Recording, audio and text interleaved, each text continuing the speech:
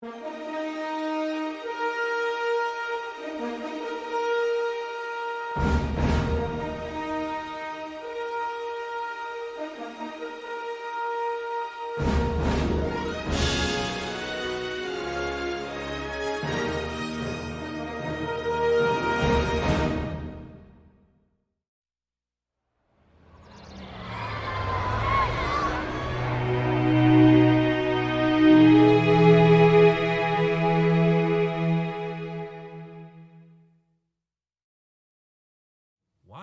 two, two, two.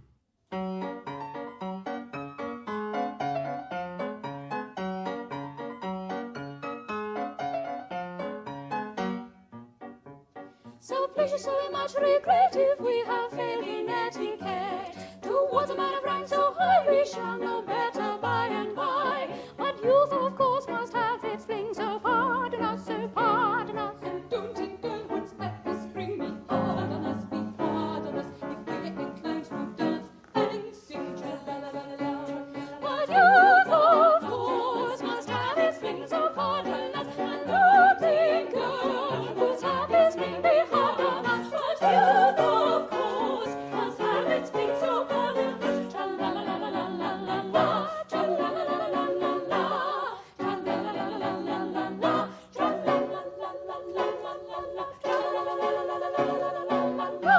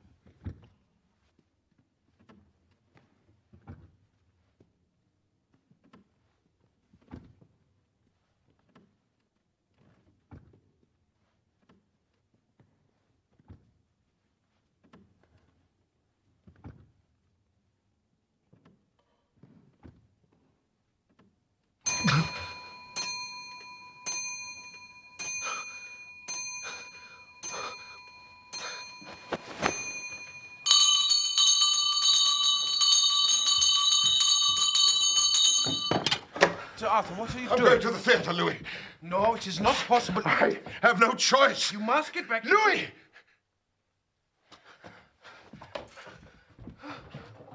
Hot coffee, very strong, please.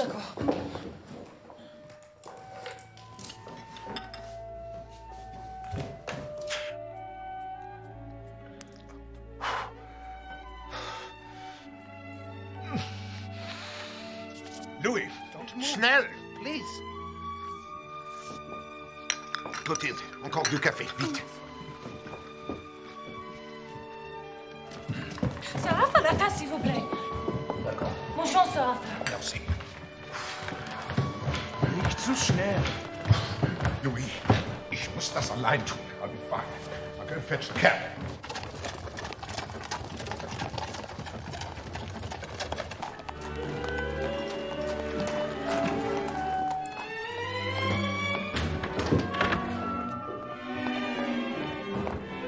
Manton?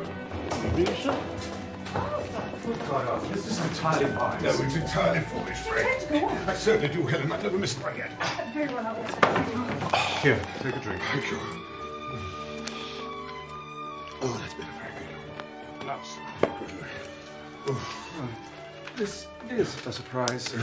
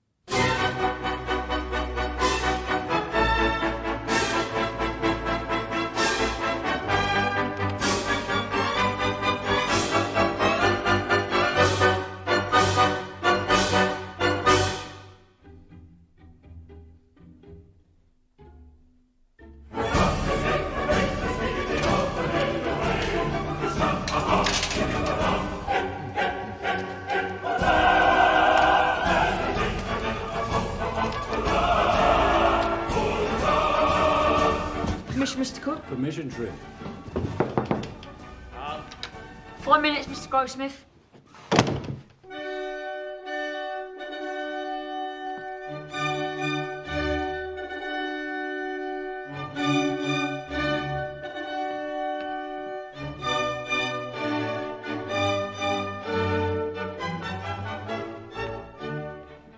If you give me your attention, I will tell you what I am. I'm a genuine philanthropist, all other kinds are sham. It's little fault of temper and its social defect. In my erring fellow creatures I endeavor to correct.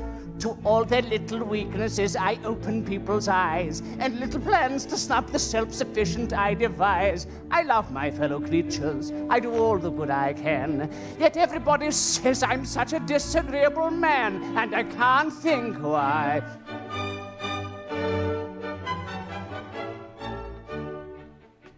I'm sure I'm no ascetic, I'm as pleasant as can be. You'll always find me ready with a crushing repartee. I've an irritating chuckle, I've a celebrated snarl, I've an entertaining snigger, I've a fascinating leer. To everybody's prejudice, I know a thing or two. I can tell a woman's age in half a minute, and I do. But although I try to make myself as pleasant as I can, yet everybody says I am a disagreeable man, and I can't think why. Can't think why. I can't think why.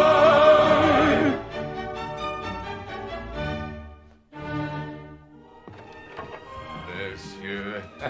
Bonsoir. Vous avez là un succès certain. Merci. Au revoir. What do you expect me to do? Kiss the carpenters?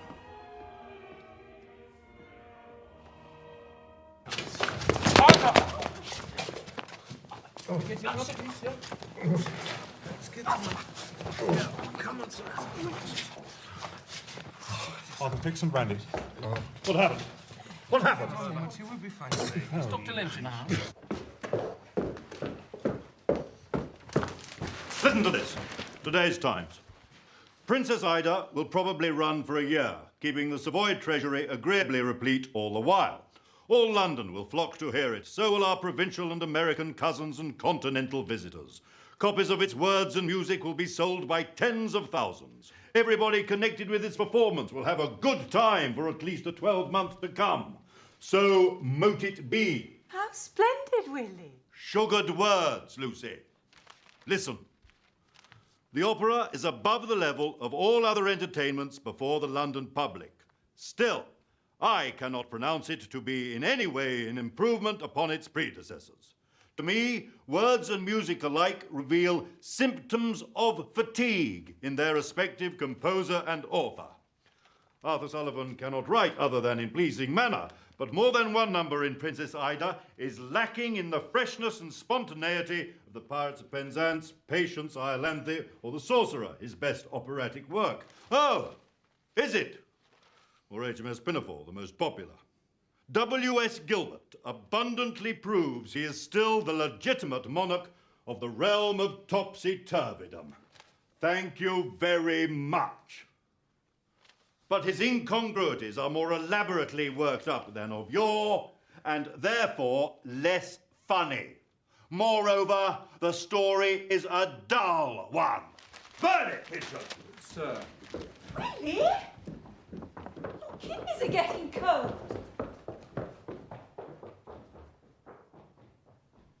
The show's doing splendidly, Arthur. Full houses and a healthy advance. Capital. 3 tours on the road. Pirates, Patience, and Iolanthe. And 4 in rehearsal. Merveilleux. New York can't wait for Ida. Ah, New York. How splendid. Helen has us booked up to the end of the year. Tireless as ever. All part of my day's work. Tea, Miss Lenoir. No, thank you, Louis. Very well. I do hope your confinement hasn't made you restless, Arthur. How have you been passing the time? I've made some resolutions, Helen. A little late in the new year, perhaps, but... Better late than never. May we know what they are, Arthur? Why not? 1. To travel to the continent, as soon as my health permits. Very wise. I think so. 2. to look for a country house where I may repair each summer without having to cross the channel. 3, to take more exercise. Excellent, Arthur, and about time too. A leaf out of your book, Doily. I must walk more. And is there a number 4? Yes. To write no more operas for the Savoy.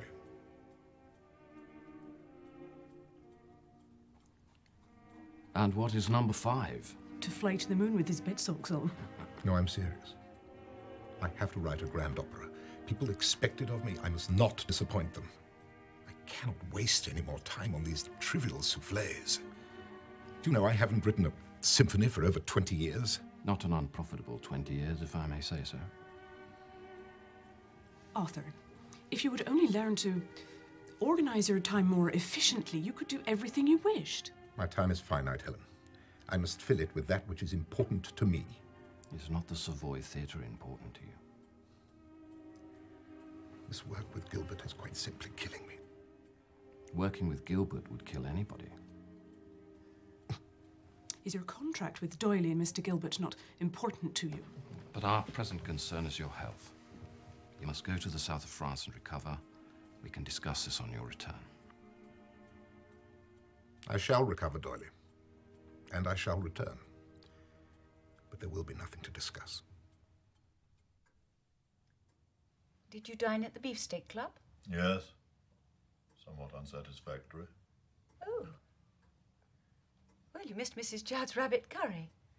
One gets the impression that everyone is snickering behind one's back. Perhaps you could have some for tomorrow's lunch. The king of Topsy Turvydom. Humiliating. You look a little uncomfortable. I'm comfortable enough. I watched a bit from the wings. Oh, did you? First act. Seemed to be going rather well, surprisingly. There, you see?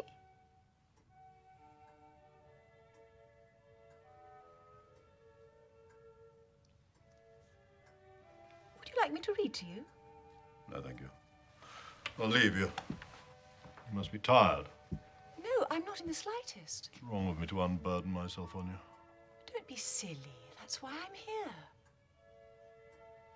Come and talk to your kitty. Sometimes one wonders why one bothers. They say jump, you jump. Good night, my dear. Good night.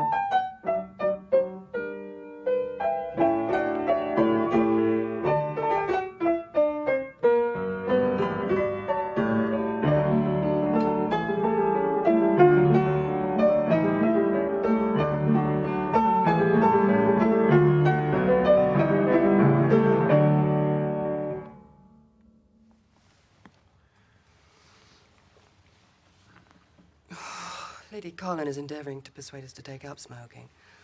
She's writing an article for the Saturday Review. She proposes that nicotine is a gift from the gods, and if men may benefit from its soothing qualities, why then may women not also?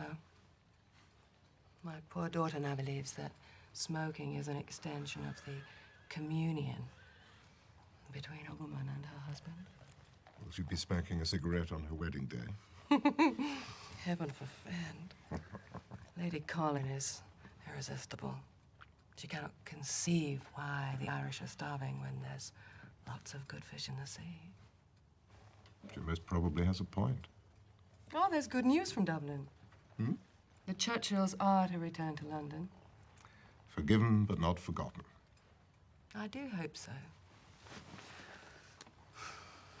Jenny says Winston is 11. covered in freckles and has a total disdain for authority.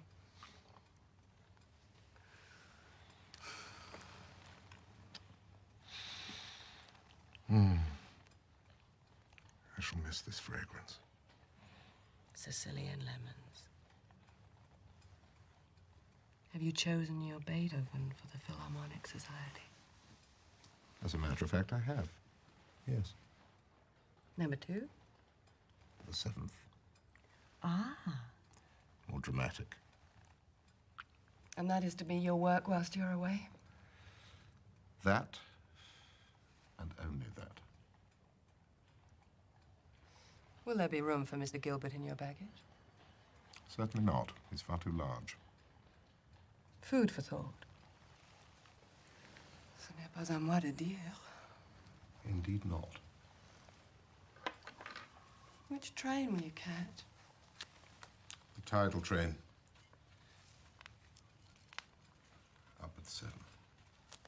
Arrivé à Paris à 3h30? À peu près. How will you spend your first night of liberty? I shall take some exercise.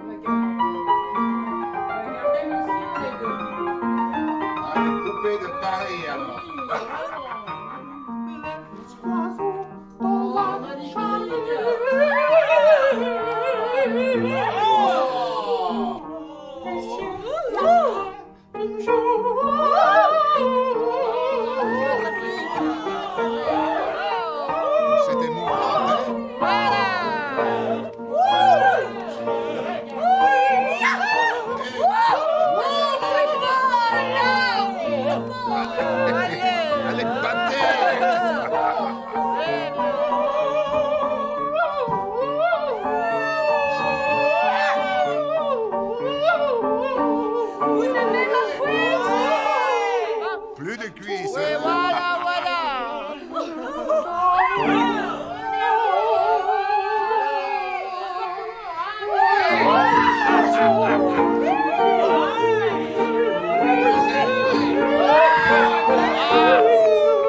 Comment vous appelez-vous? Voilà, mademoiselle Fromage, monsieur. Non, c'est pas vrai.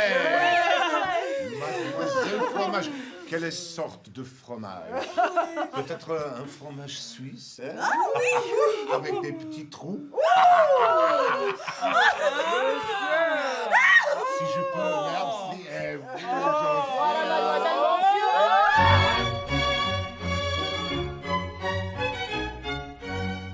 This helmet, I suppose, was meant to ward off blows. It's very hot and weighs a lot, as many a guardsman knows, as many a guardsman knows, as many a guardsman knows, as many a guardsman knows. So off that helmet goes. Yes, yes, yes, so off that helmet goes. This tight-fitting cuirass is but a useless mass. It's made of steel and weighs a deal. This tight-fitting cuirass is but a useless mass. A man is but an ass who fights in a cuirass. So off goes that cuirass. Yes, yes, yes, so off goes that cuirass. Behold! My voice, I've strained my voice.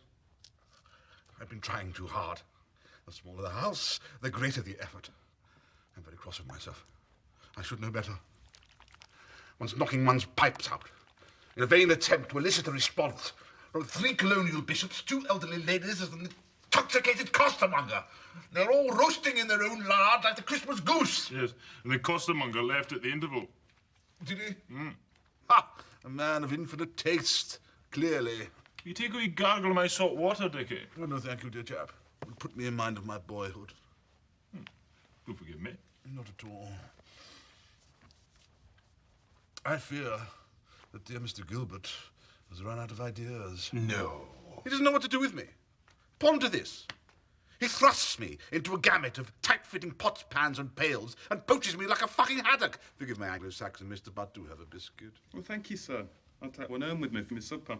Dickie, it's just this heat. It addles the noodles. It happened to me in Milan frequently. Ah, Milano, bellissimo. The heat less hellish. I am humiliated. One might as well be in the chorus. Away with you, you wee monkey. Alas, no. The reign of the Emperor Gilbert is all but at an end. I consider this to be his best piece so far. With all due respect, my dear Durward, your romantic opinion may be informed by the fact that you take a rather good role, in which, of course, you are très splendide. Grazie. Prego. But I consider Princess Ida to be their worst. Do you? I do. Where is the panache of pirates? The wit of the pinafore, from such a face and form as mine.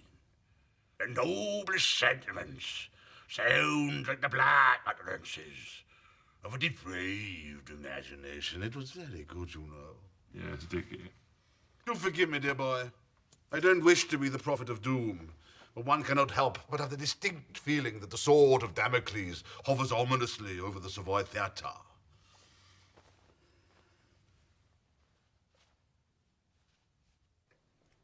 How was Temple?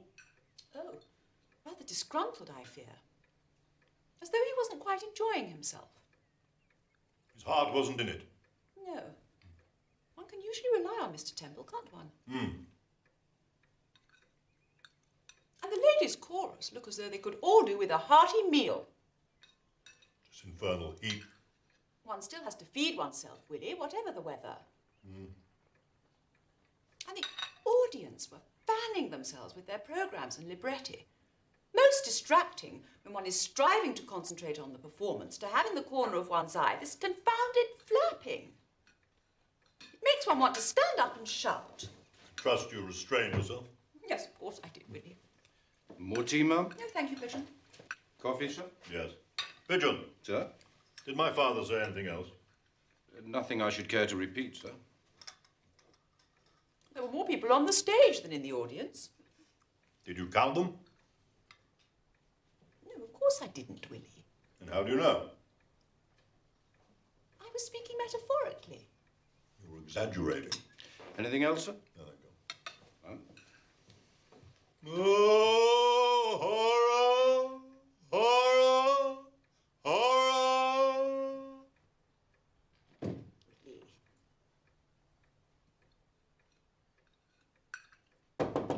Come in. Good morning, my dear. Good morning, Richard. Another scorcher. The everlasting bonfire. Good morning, Governor. Morning, Barker. Thank you. Shocking. Most alarming. A mediocre evening. 3 fainters. In the audience? I fear so. All women. Any absentees? 4 chorus members. With doctor's notes? Yes, thank you. And how are the returns? Oh, good grief. It's an improvement on Monday.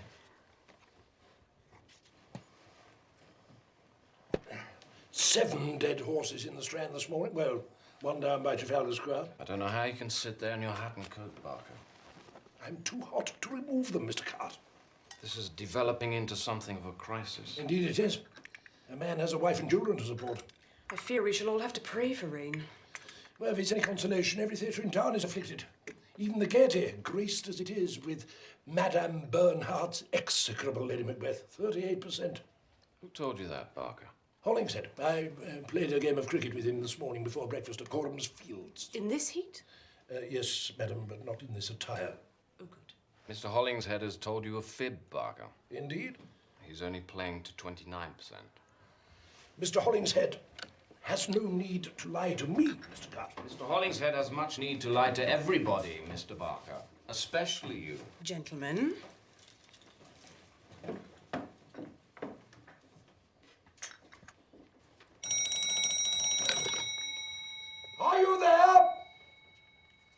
Yes.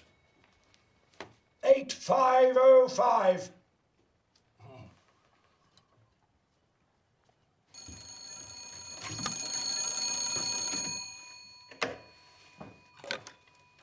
Hello?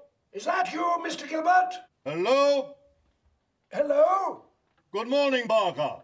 This is Barker speaking. Gilbert here. How are we today, Barker? Are we popular or are we mad? We are popular. Here is your message for today. You plus 10 shillings and sixpence. Can you repeat that, please? Yes. You. So that's you for udder, you for udder, plus 10 shillings and sixpence. So you have 2 udders, Barker. Yes. I always suspected as much. Thank you. Goodbye. Goodbye, Mr. Gilbert. The telephone now. Indeed you are, sir.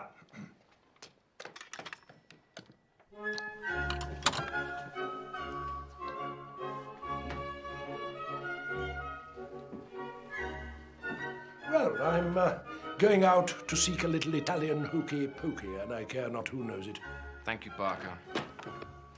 I shall not return with any for you, sir, because it would melt. Au revoir. I owe you an apology, Kitty. It would appear you weren't exaggerating after all. Apology accepted. Thank you, Willie. Schwenk speaks to the Savoy every morning in code, father-in-law, just in case the telephone operator should be eavesdropping. Well, might as well open the window and shout down the street. Ah, that should be more comfortable for you. Waste of time. And will only result in the further erosion of the written word. Would you care to sit down now? Thank you. Ah, there you are, Pigeon. Ma'am? I do apologise, sir, that neither I nor Schwenk was here to welcome you on your arrival last night. I do not appreciate being left upon the doorstep like a hawker. If you'll only take the trouble to press the electric bell, Father, you'll be admitted at once. Is that not so, Pigeon? Indeed it is, sir. I have no intention of placing my life in danger, sir. How many doorstep deaths have we had thus far, Pigeon? Oh, none to my certain knowledge, sir. There you are, Father. The odds would appear to be in your favour. Will there be anything else, sir? No, thank you. Would you tell Mrs. Judd that Dr. Gilbert will be joining us for lunch? Certainly, ma'am. You know, father-in-law, that you are most welcome in our home at any time. But please, do try to inform us of your intention to visit. A father should not have to seek permission to visit his own son. The son shouldn't be expected to be clairvoyant. Who does he think I am? Harlequin? Would you excuse me? I take it that you will be joining us for lunch, father-in-law? I have no idea where I shall be taking luncheon. Thank you. Well, perhaps Schwenk can persuade you. Take lunch with us, Father. We shall enjoy your company.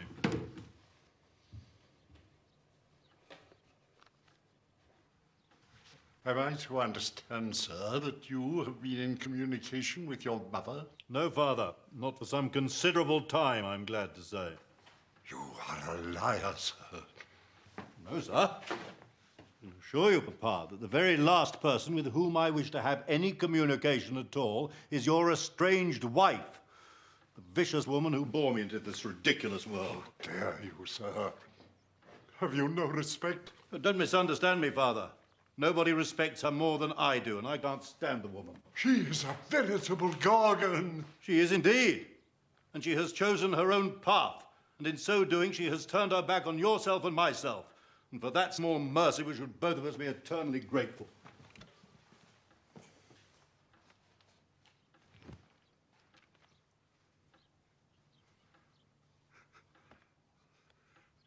Those tellers, that visit me in the night. He can never be vanquished. Ah, insomnia. I suffer from it myself. But it is she who sends them. I know it is she. I know not what heathen oracle she consults, what filthy familiar she employs. I know that they will come. What are these walls?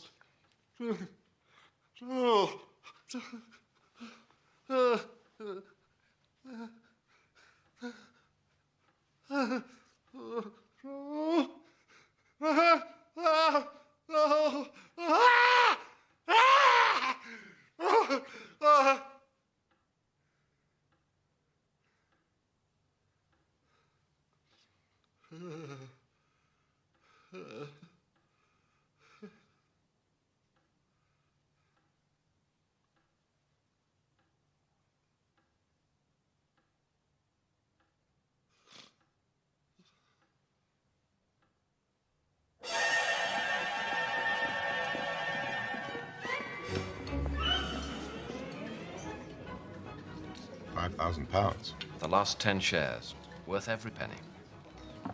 Trust me, Arthur. I do, Doyley. What's this? Pull it.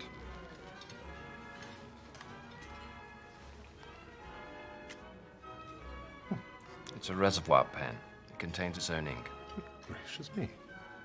Whatever will they think of next? Try it.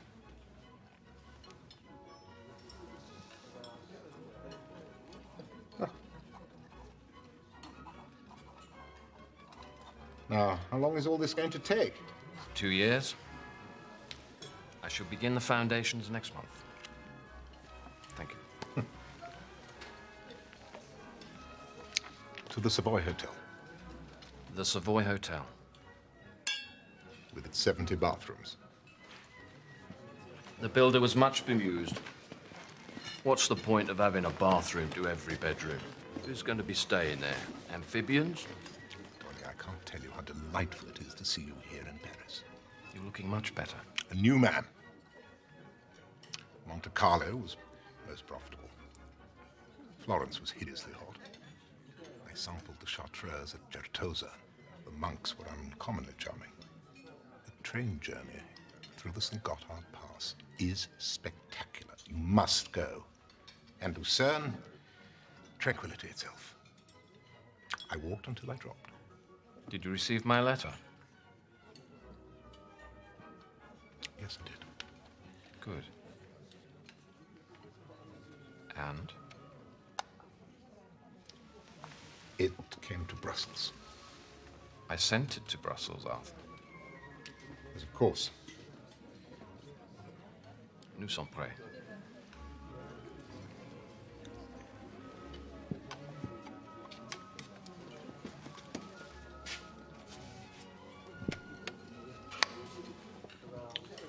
Vous avez tué ce pigeon vous-même? Non, monsieur, je laisse au bourreau le soin de le faire. C'est mieux comme ça. Monsieur.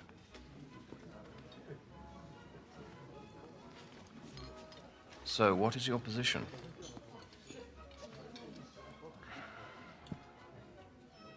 Much the same, I'm afraid.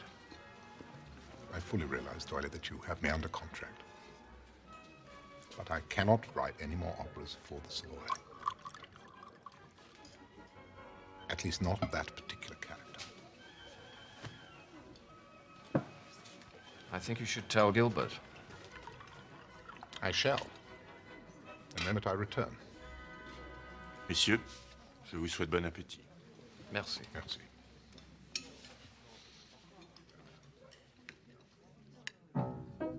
The reason is not far to find when we are near. For though they say the powers behind are never we see our destinies entwined in noonday clear. Our love is over all, then shadows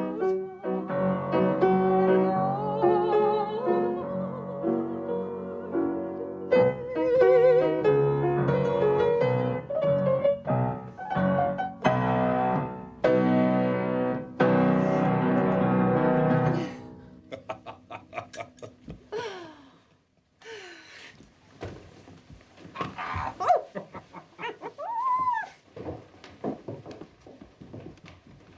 bien, toi, Tilt. Oui, madame, you are a tonic for him. Merci.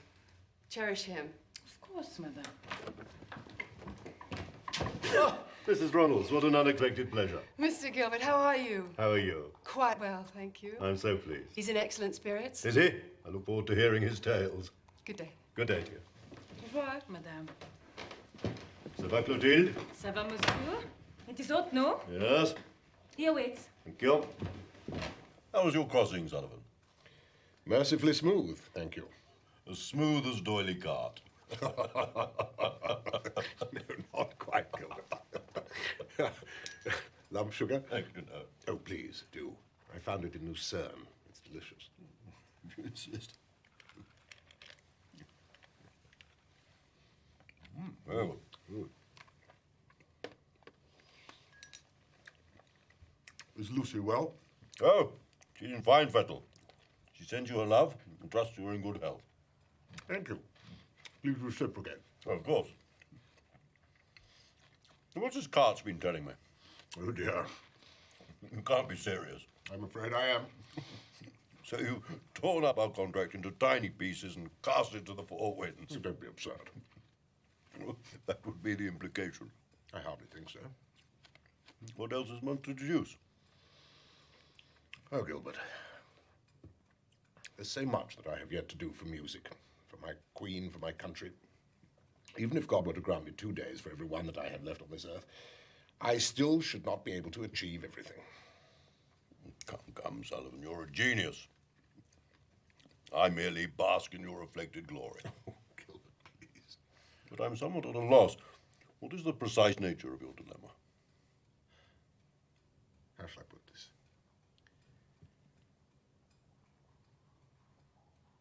My tunes, my orchestrations are becoming repetitious.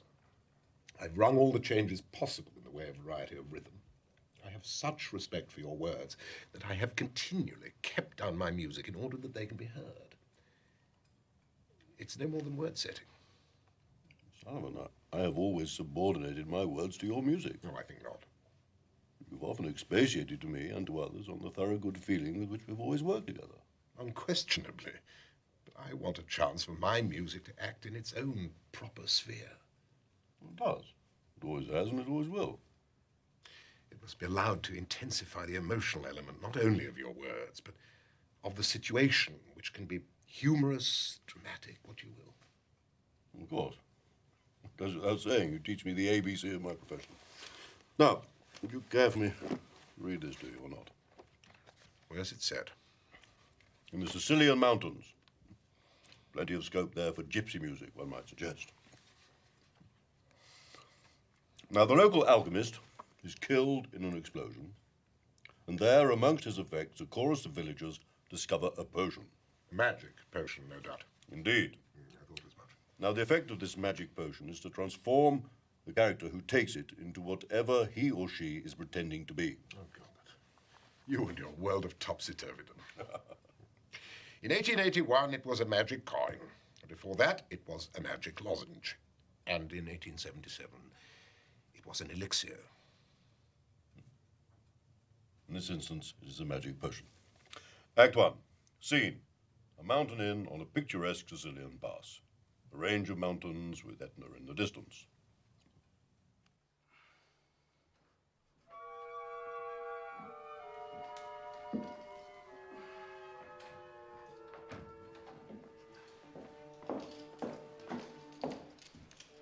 I've made you some beef tea, Mr. Gilbert. Take it away. You've not had anything since yesterday afternoon, sir. Take it away. You can't work on an empty stomach.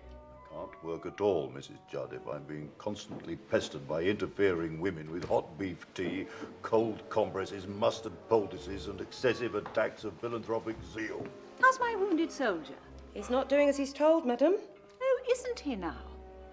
Willie, are you intending to visit the dentist tomorrow? You really should... Oh, for God's sake, you pair of bloody harpies! Get out! I'm working!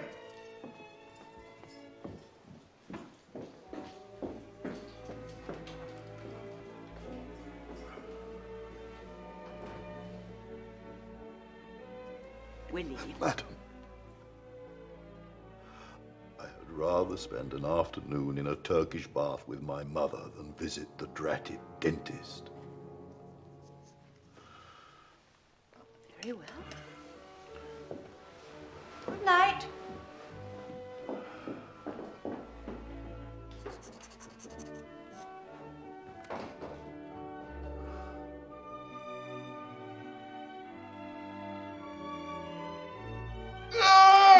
She's being just a little bit tricky. She's coming.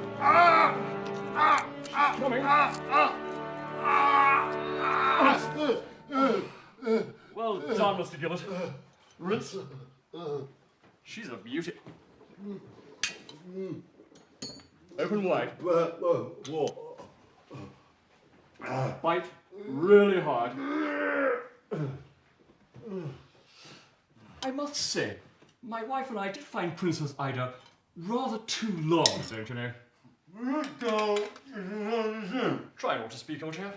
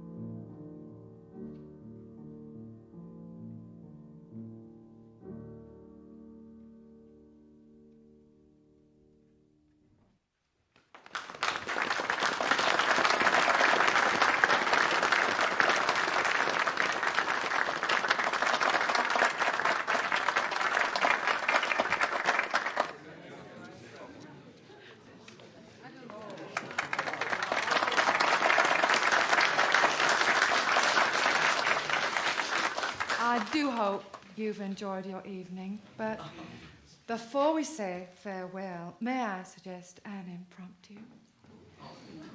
Mr. Walter Simmons has generously offered to accompany me on the harmonium.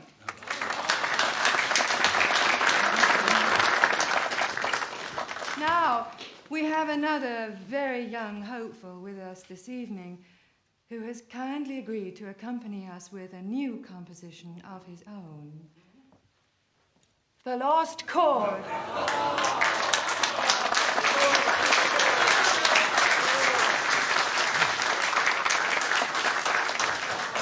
Sir Arthur informed me a few moments ago that he cannot entirely recall his new piece.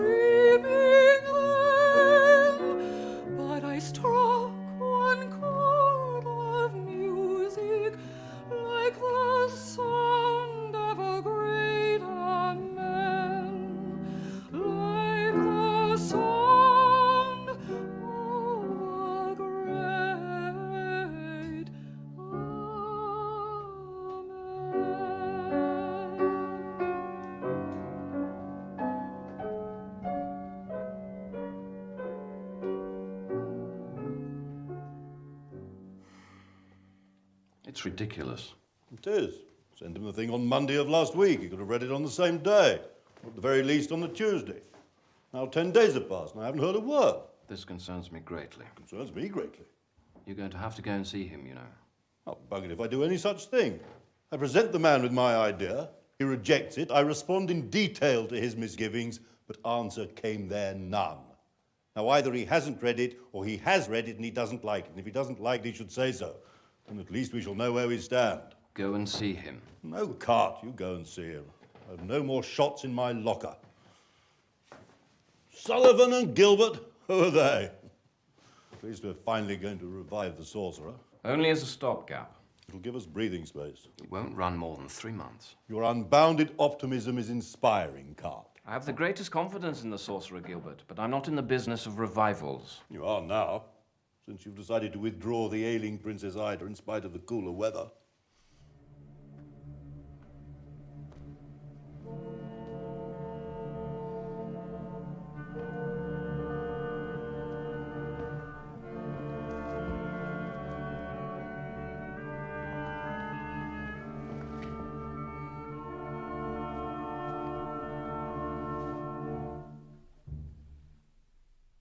Sprites of earth and air, fiends of flame and fire, demon souls come here in shoals, this fearful deed inspire. Appear, appear, appear.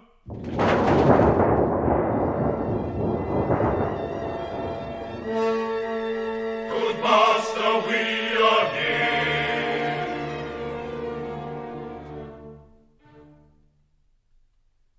Noisome hags of night, imps of deadly shade, pallid ghosts arise in hosts and lend me all your aid. Appear, appear, appear.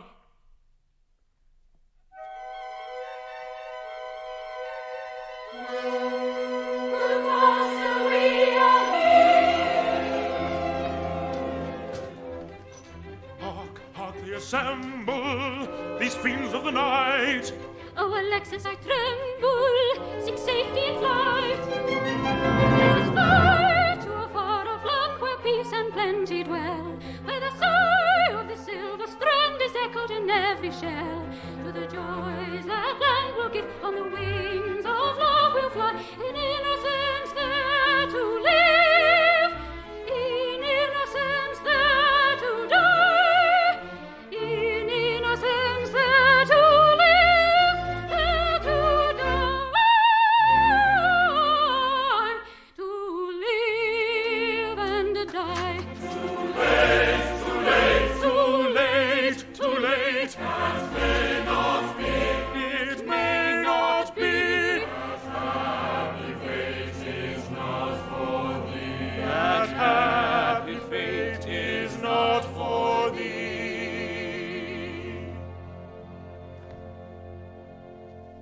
Now, shriveled hags with poison bags, discharge your loathsome loads. Spit, flame, and fire, unholy choir, belch forth your venomed toads. Ye demons fell with yelp and yell, shed curses far afield. Ye fiends of night, your filthy blight in noisome plenty yield. Number 1. It is down. Number 2. What of you? Number 3.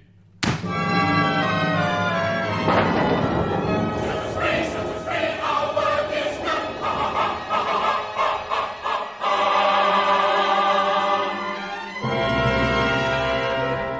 Let us fly to a far-off land where peace and plenty dwell. Too late, too late. Over silver strand is echoed in every shell. Too late, too late. Let us fly, let us fly, let us fly, It's what we want to fly.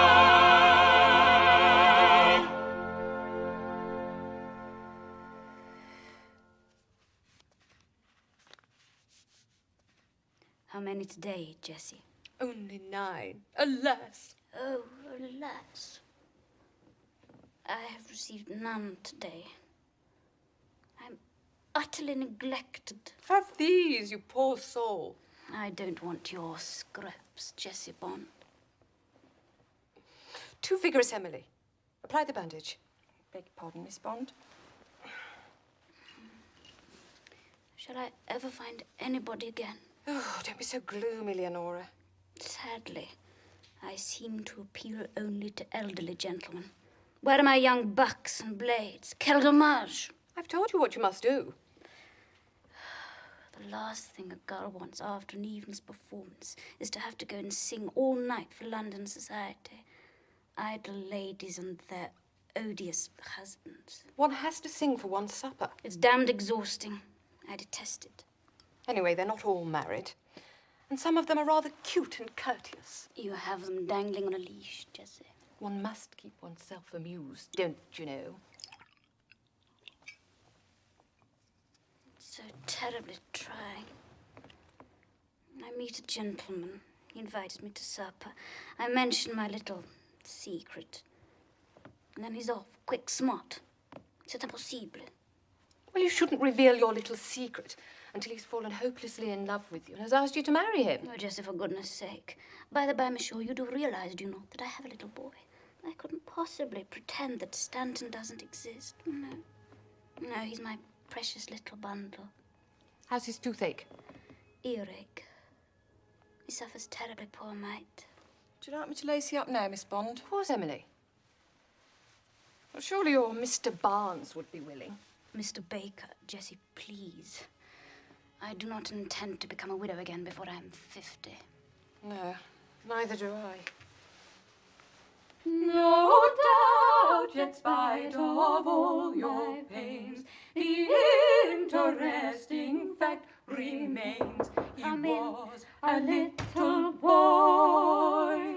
He was a little boy. 5 minutes, Miss Bryan. Thank you, Shrimp. Pleasure, miss.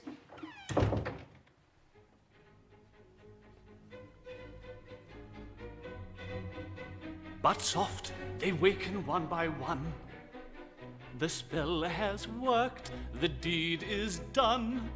I would suggest that we retire while Love, the housemaid, lights her kitchen fire. While Love, the housemaid, lights her kitchen fire.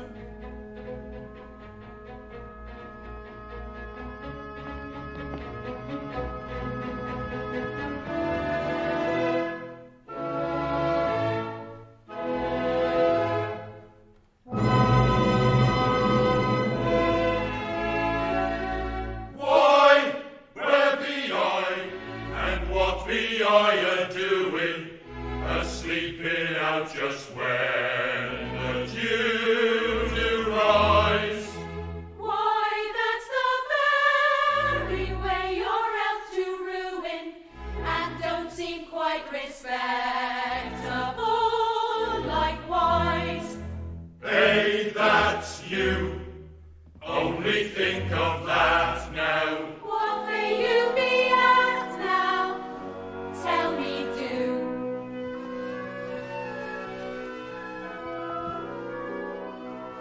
Hey, what a nose, and know what eyes, miss, lips like a rose, and cheeks likewise, miss. I tell you true, which I've never done, sir. I like you, as I never liked none, sir. Hey, but I do like you.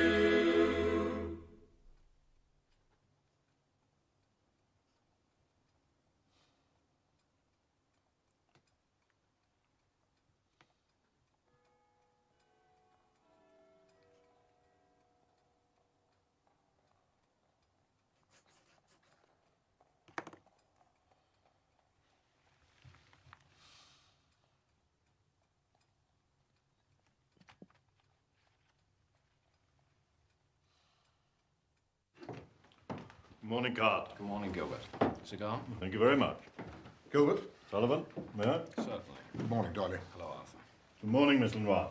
Good morning, everybody. Good day, Helen.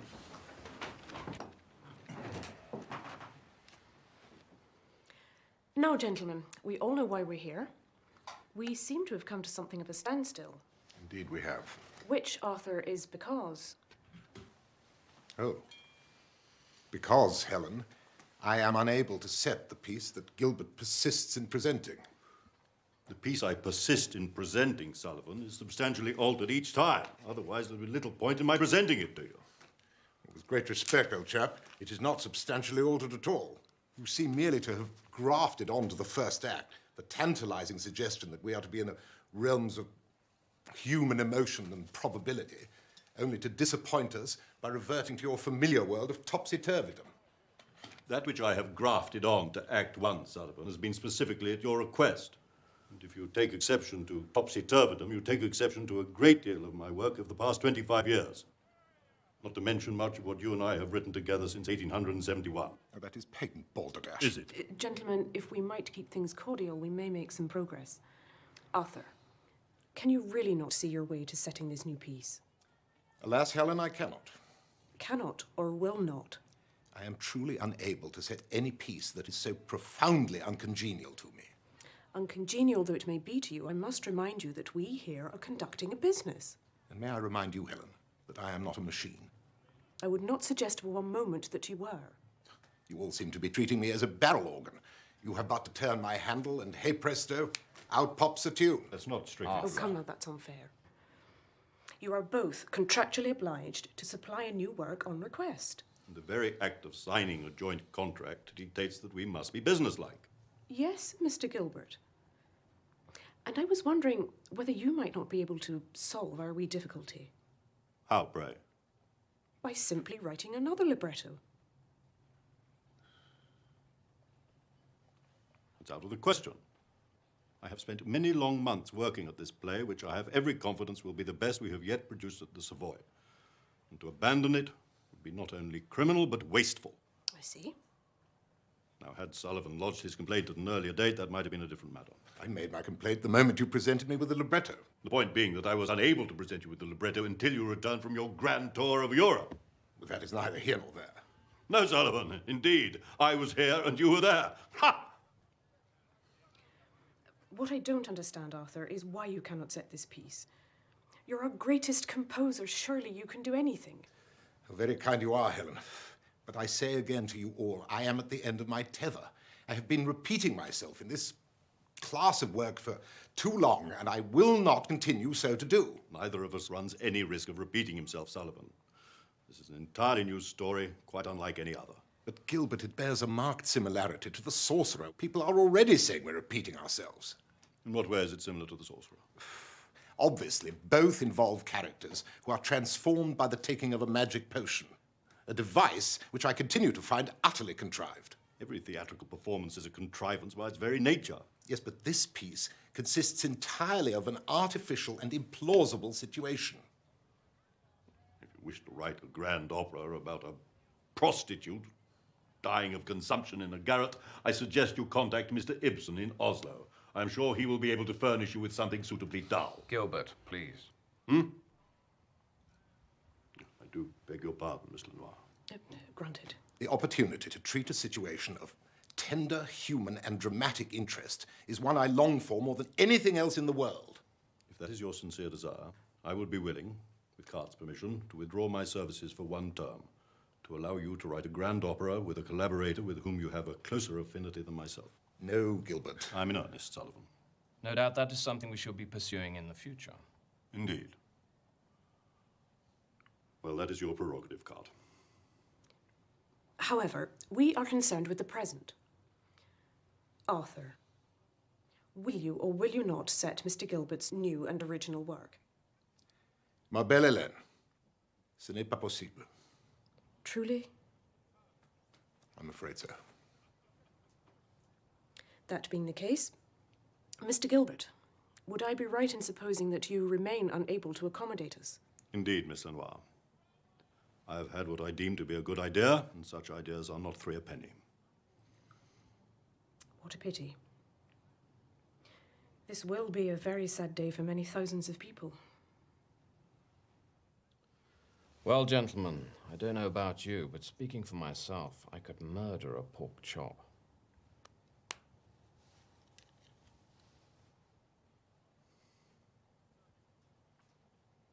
If you'll excuse me, I shall retrieve my hat.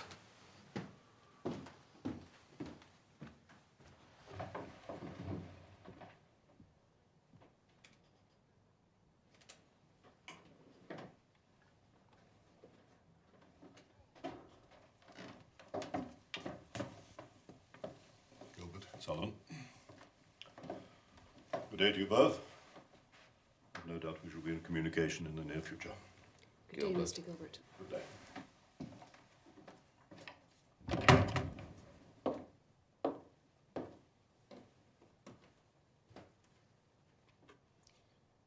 You know where to find me. Arthur.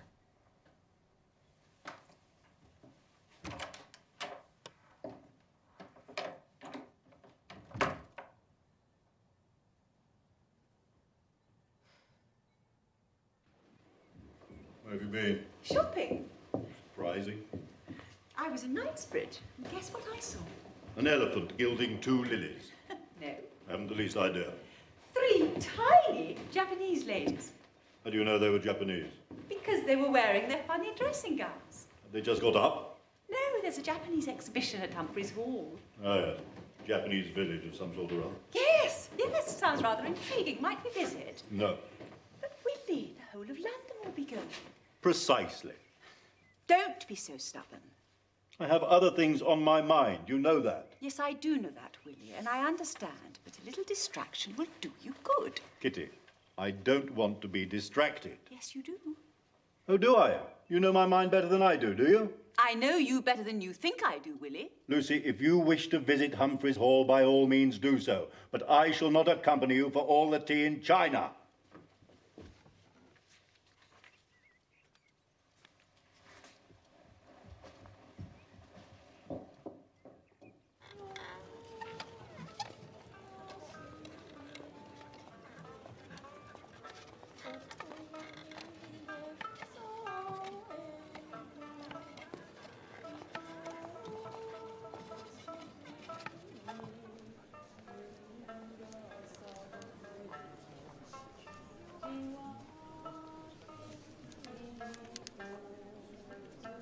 What are you writing, son?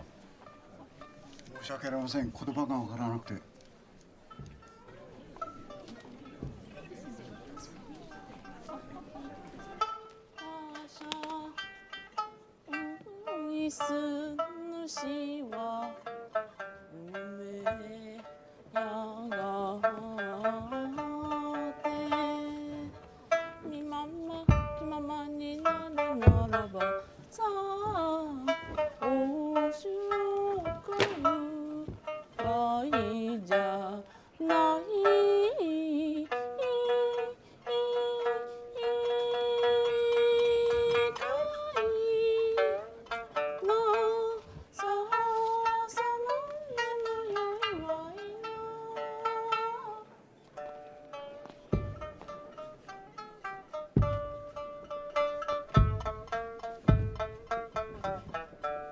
Good afternoon, Lucy. Maud! Good heavens, what are you two doing here? How are you, Shrink? How jolly. You must join us. Unfortunately, we're just about to leave. Oh, what a pity. What do you make of it all? It's quite entrancing. It's frightful. How's Mother? Quite well. She's in bed. Oh, come along, Maud. Oh, yes, Florence, we mustn't keep you. Good day, dear. Do give her my best. Of course. Well, au revoir. Yeah. Good day, Maud. Au revoir.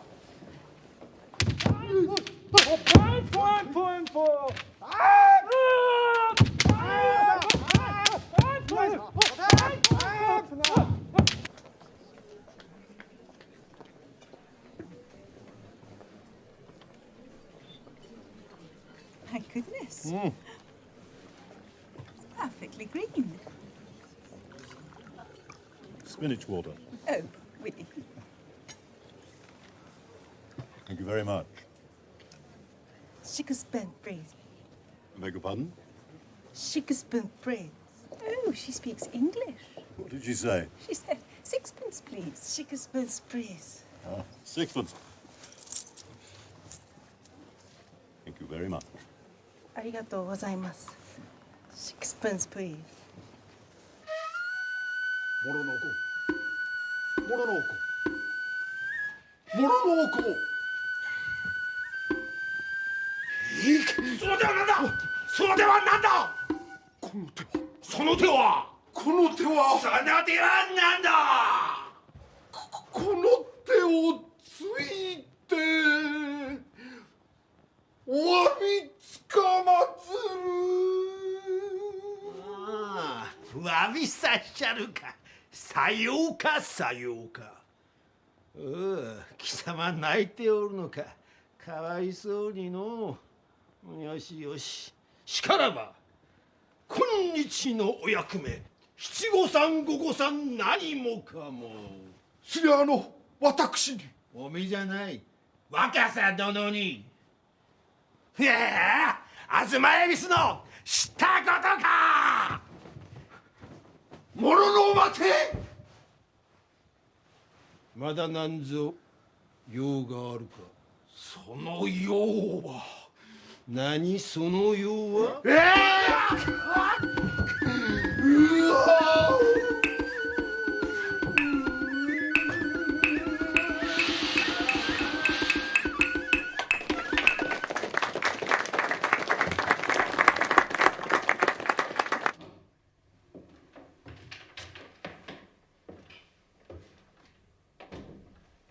Here we are, sir. There, Pigeon. Very good, sir. Come, stop. Yes, sir. Show it to me.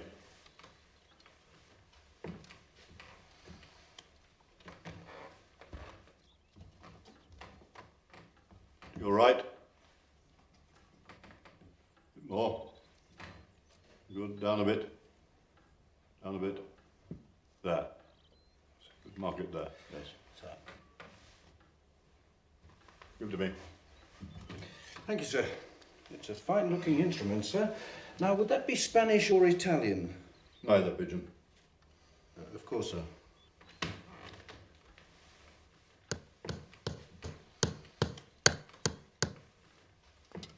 Good.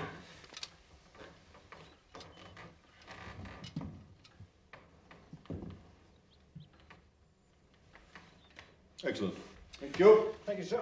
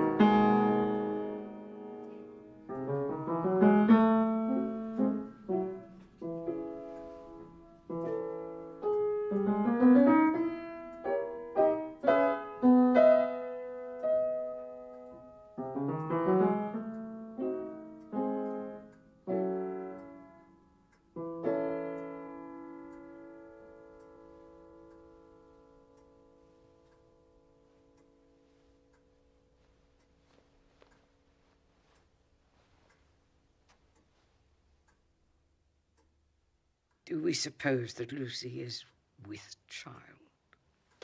I beg your pardon, Mamma? Lucy, is she enceinte with child? Why ever would you think that? One wouldn't have said she was sickly, although she did ask after you, Mamma.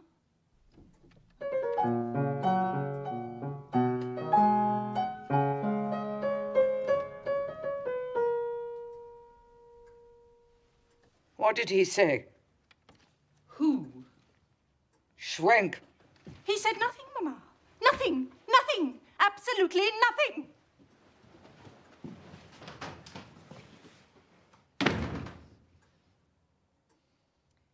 Your dear son said very little, And what he did say, I have already told you.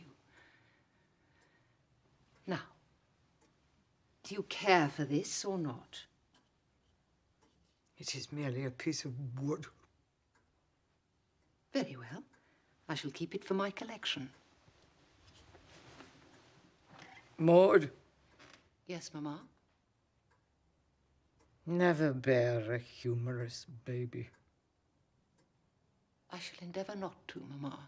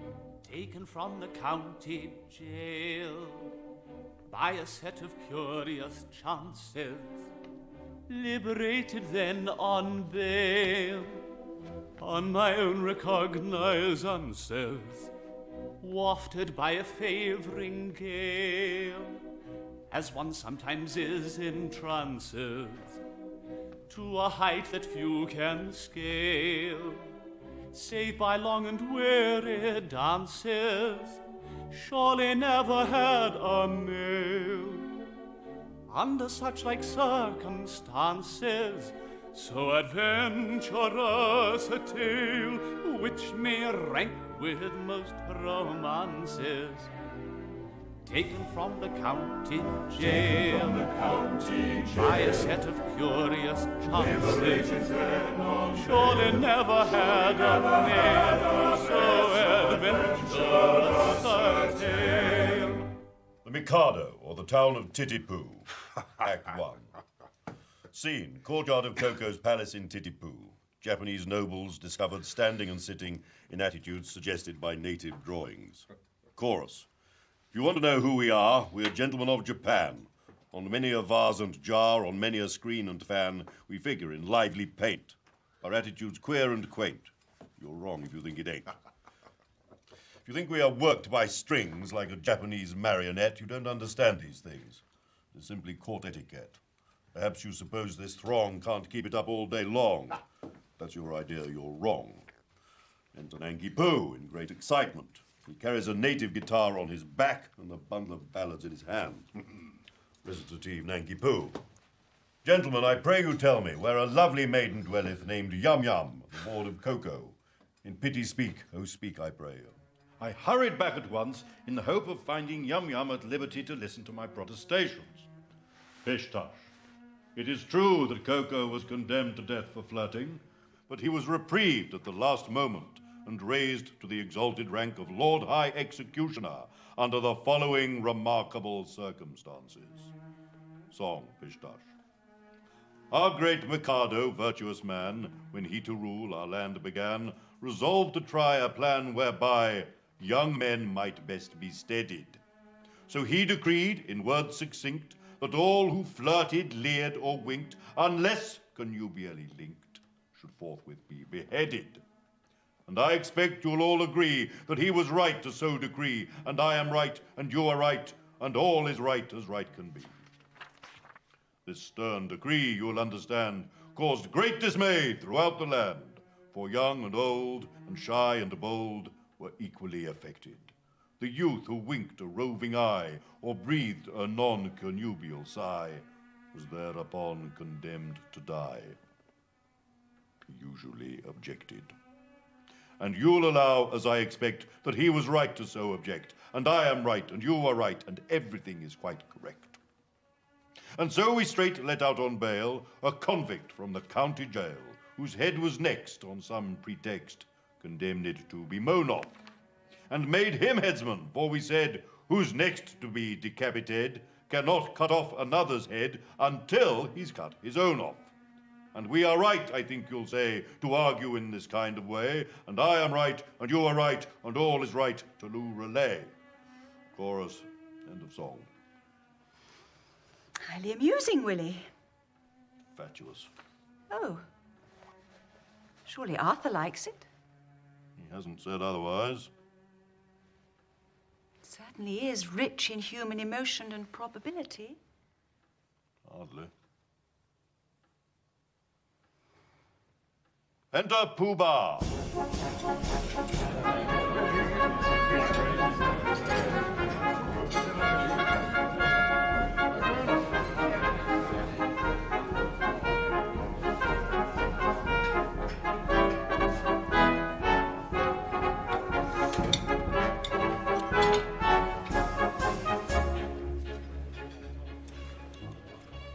It's a tragedy. It is. Che brutto. Absolutely. He simply hasn't played with a straight bat. Who's that? His Majesty the Mahdi. Oh, yes. No, it just isn't cricket. Right so. It's completely contrary to the rules of engagement. The man was surrounded on all sides and massacred mercilessly. What full fortune doth the thick lips owe? What does that mean? Philistine.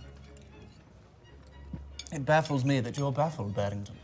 The Hottentot in the desert doesn't play cricket. His natural habitation being the jungly bungly tree, he is as yet hardly able to walk upright, don't you know? We strive to bring them civilization, and this is their gratitude. Did you know that 56 families were slaughtered in the air and the sky? Really? When was that? 82, I think. And who perpetrated the outrage, pray? Oh, merely the English militia. Extraordinary. Bon appetit.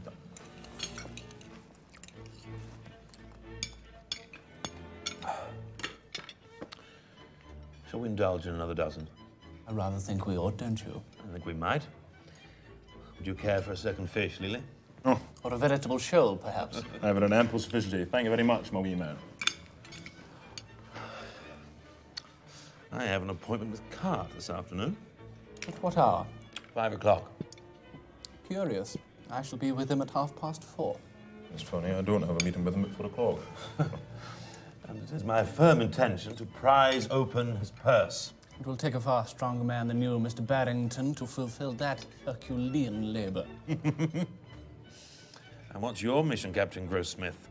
Well, there are certain little matters. I should rather like to offer you an increase in salary, George. Oh, indeed. Indeed. That's most benevolent of you, Mr. Cart. It's no less than you deserve, George. Thank you. And by how much, might one inquire? By 7.5%. 7.5. Now, that would work out at... £30 per week? 30. I see. Well, £30 per week wasn't quite the sum I had in mind as I wended my weary way here this afternoon. Indeed. As that would be 3 consecutive productions with only a negligible increase. I don't consider an increase of £2 per week over 12 months negligible, George. One might have thought that the name of George Grossmith, my not inconsiderable contribution, would have been more favourably recognised. You do receive considerably more than anyone else, George. Do I?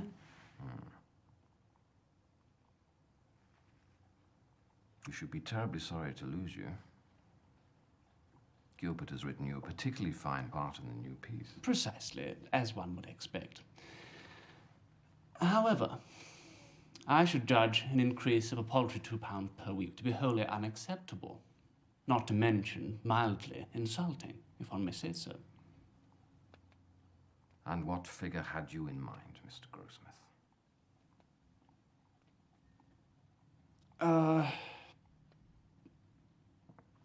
Forgive me, I seem to have lost my train of thought.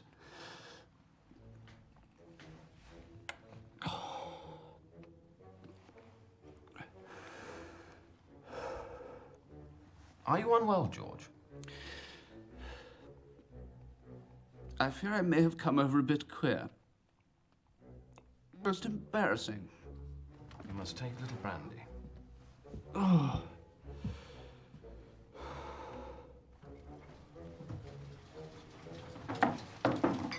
A little water clears us of this deed. I blame Grossmith for this. Only Grossmith? Thank you, Helen. Confounded glutton. Are you feeling better? Oh, I do beg your pardon. This is awfully embarrassing. Not at all, Rutty. Now, why don't we return to the subject of your salary? Oh, yes. Well, I must declare that I'm rather at a loss for words, Doily. Excuse me. Oh, I do beg your pardon. This is a bloody nightmare, damn it. I shall be in my dressing room. The more I see of men, the more I admire dogs. I'm soon to have a meeting concerning the cast for the next opera. Yes, indeed. I've heard a little rumour that perhaps I should be playing the part of a 14-year-old schoolgirl. Someone has been telling tales. They have indeed, Mr. God. Mr. Gilbert will be very angry. With reference to your engagement for the opera, I have a great concern about your little weakness.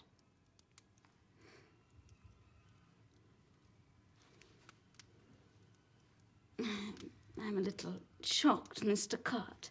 I really do believe that my behaviour this last year has been exemplary. I'm pleased to say your tendency has improved, but I am concerned about the future.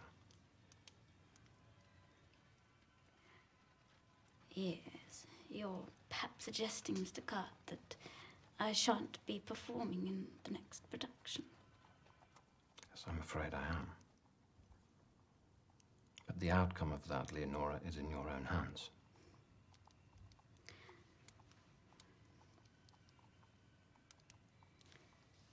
Sometimes, Mr. Cart, I can be a very silly young woman.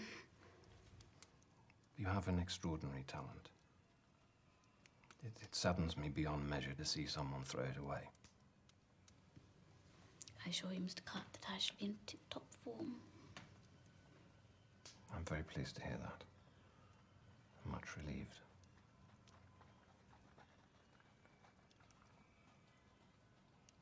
Do we have an understanding? Yes, we do, Mr. Cart.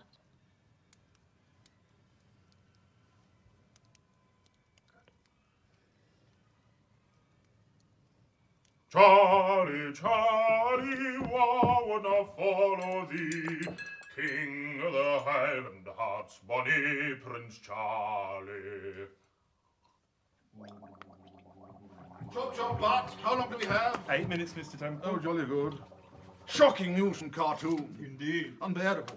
Something will have to be done. Too sweet. Absolutely. Mrs. Temple hit the nail on the head this afternoon, as per usual. Oh, what did she say? The nation loses a hero, but the family loses a loved one. Oh, how apt. Perspicacious woman is Mrs. Temple. Hat! Consider this, my dear Bart. Is it not the inevitable fate of the professional soldier that he may perish on the field of battle? Indeed, sir. But, Vicky, have you heard the real news of the day?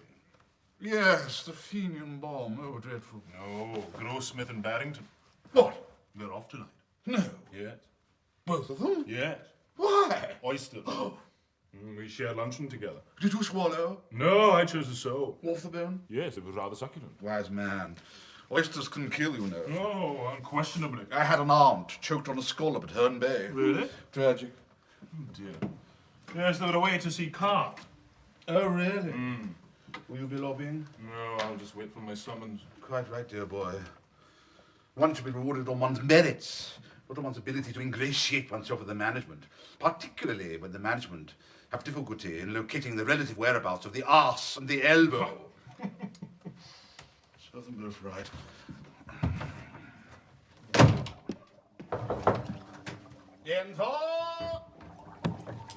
5 minutes, please, Mr. Temple, Mr. Lely. Thank you, sir. Merci, crevette.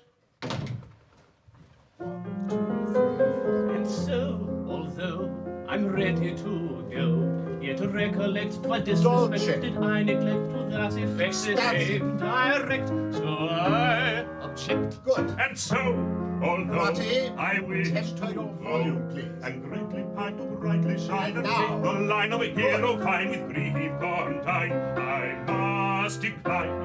And go and show both friend and foe how much you dare. I'm quite aware it's your affair, yet I declare I take your share, but I don't.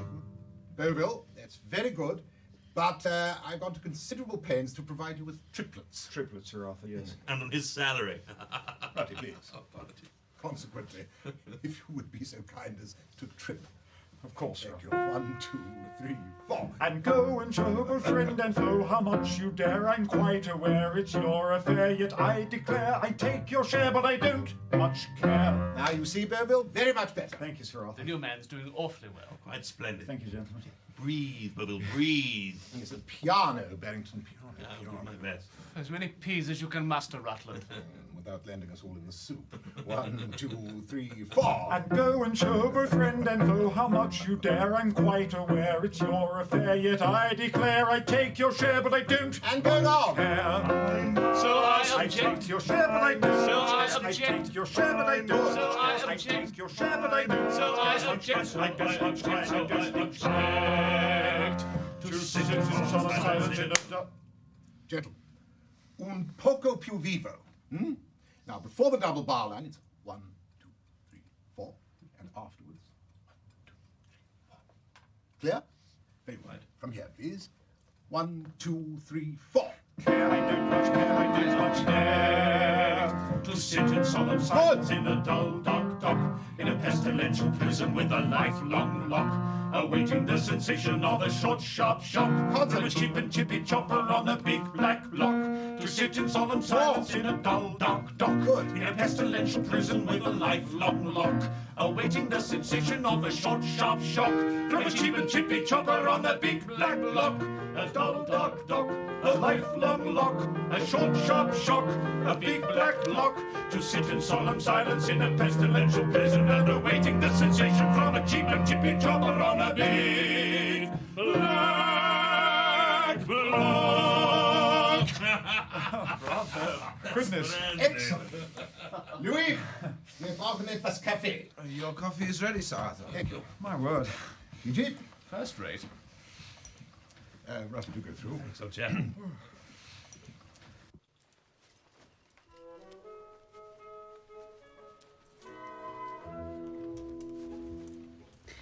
Do one's hands remain within, Madame Leon? Oh, no, my dear. No. Look, here. Comme ça. Oh, I see. Voila. Are you still troubled by your understandings, Miss Bond? I'm in much pain this afternoon. I'm so sorry to hear it. Oh, très joli, superbe. Such exquisite embroidery. What are you wearing underneath your gown, Sybil? Only my frillies. Alas, no corsets, I'm afraid to say. Alice, wait. Oh, shall we be revealing a little, Madame Léon? I certainly hope not, Miss Graham. What a pity. Do take care, Miss Morton. Makes one rather drowsy. It does look comfortable, Sybil. Indeed it is. Lucky mon nom. Doucement, doucement. Gently, gently. Oh, silk is sublime, Madame Léon. Indeed. From Mr. Liberty Store, don't you know? Bona fide Japanese. Just a soupçon from Gay Paris. C'est magnifique. Ah oui. Is one to presume one is to be prevented from wearing one's corset, Madame Léon? Miss Bond, none of the ladies shall be wearing corsets during the performance. That's simply preposterous. Our aim is to emulate the Japanese ladies. And Japanese ladies are as thin as thread paper, inasmuch a Roman column as opposed to a Grecian urn. Quite so. I fear for my reputation, don't you know? Miss Bond, I am following Mr. Gilbert's instructions. Mr. Gilbert desires the Japanese appearance, and that which Mr. Gilbert desires, Mr. Gilbert must have. Fait accompli. One can hardly cut it out in this dressing gown. Oh, do stop fussing, Jessie, please. It's delightful, Madame Léon. Thank you, Miss Brown. It's shapeless. Yes, Miss Bond, it is shapeless. Japanese ladies are most shapeless. But there is no need for you ladies to be shapeless. I have devised a solution, if I may crave your indulgence. Miss Morton, Miss Gray, would you kindly raise your arms? Merci, merci. Now, the bow goes at the back, the sash at the front, lined with calico. Now, tournez, s'il vous plaît. Now, this may be laced as tightly as you require. Tournez, à gauche, à gauche. Oui. So you see, in effect, it is a corset. Where's the whalebone? There are no bones, Miss Bond. Well, Madame Léon, I do fear that if there are no bones, then it is plainly not a corset. No, Miss Bond, it is not a corset, but it may serve for a corset. It may give you the shape you desire. Tighter, please, Miss Morton, tighter. I cannot appear on stage without a corset. It certainly feels like a corset, Jessie. You do resemble a birthday gift, Sybil. I could eat you. Do forgive me, Miss Bond. One is working to the best of one's abilities, although I fear sometimes it is not appreciated. And that is the hoary, am I correct, Wilhelm? Quite so, Mr. Gilbert. As opposed to the zori, which is the stocking, is it not? The stockings are the tarby, sir. Ah, tarby. The sandals of the zori. Exactly so. I'm beginning to get the measure of this, Grossmith. Mr. Gilbert. Lily. Is this to be the length of my gown for Nankipu? I believe so, Wilhelm. Indeed it is. Yes. Do you not consider it to be, perhaps, a little too short? Too short for what? For propriety. Might it not be rather unseemly? I'm sorry, unseemly to whom? To the audience of the Savoy Theatre, sir. I shouldn't have thought so. In any case, I shall be the judge of that. Rest assured, Mr. Lely, my designs are properly researched and authentic to the last thread. No offence to you, Mr. Wilhelm, but your properly authentic costume seems to have left me rather in the buff, somewhat. Quite. No more in the buff than Japanese peasants have been for the last 800 years, Mr. Lely. May I draw your attention to the fact, Mr. Wilhelm, that I am not actually a Japanese peasant? No, you're a Scotch actor who's taking the part of a Japanese prince who is posing as an itinerant minstrel. Lily, I would be only too happy for the tailor here to chop off some of my surplice and stitch it to the hem of your kilt. Thank you, Grossmith.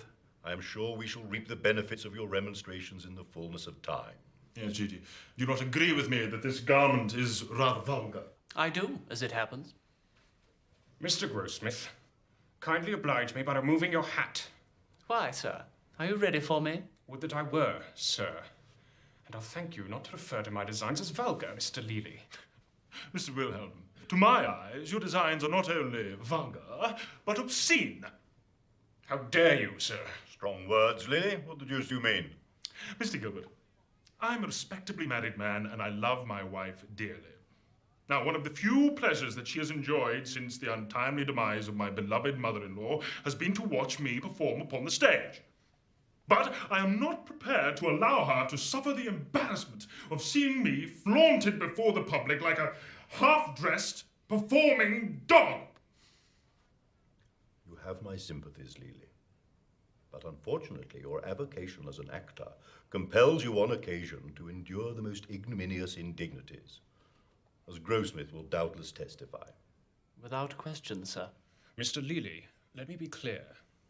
I will not alter one stitch of your costume to protect the sensibilities of your wife, your children, or any other member of your unfortunate family. Mr. Wilhelm, I would strongly advise you not to speak of my family in such a despicable manner. Sir, will you remove your corset? I beg your pardon. Kindly remove your corset, Mr. Lely. It'll spoil the hang of the cloth.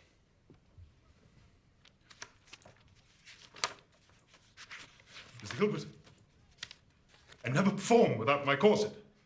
Well, never? I'm afraid not, sir. Why not? One cannot produce the required vocal vigor without the necessary diaphragmatical support that the corset affords. Come, Lily, this is not grand opera in Milan. It is merely low burlesque in a small theatre on the banks of the River Thames. You have a fine, strong voice which will be more than adequate for our purposes, with or without the corset. Kindly remove it this instant. You may retire behind the screen if you wish. Very well, sir. But may I just say that in 5 years of loyal service to this company, I have never, until this moment, lodged a single complaint. Your noble restraint has been much appreciated. Thank you, sir.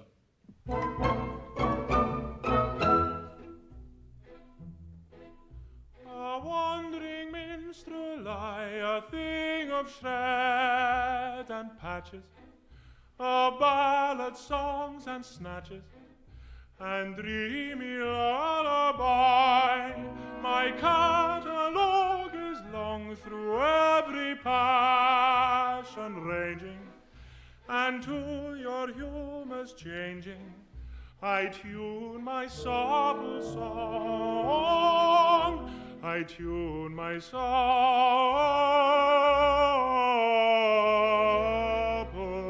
song. Are you in sentimental mood? I'll sigh with you. Oh, sorrow, on maiden's coldness do you brood?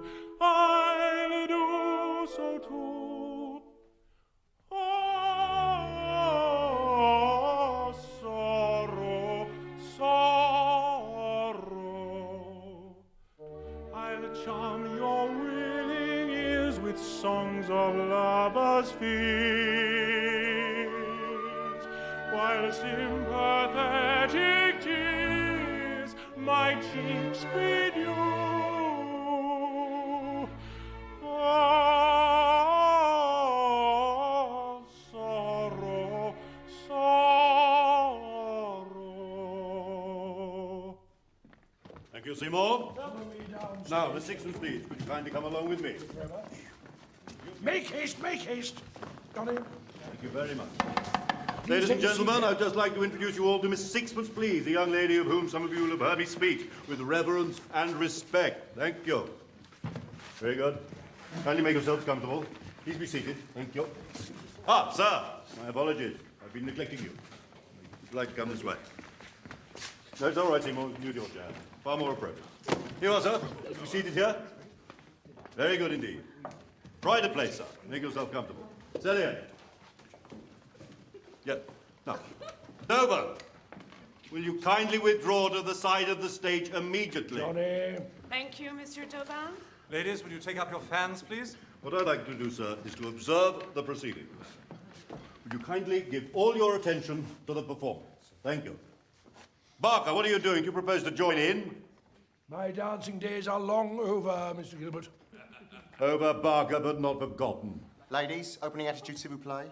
From the beginning of the song, counting 2 bars before, Mrs. Russell. Thank you. 1, 2, 2, 2.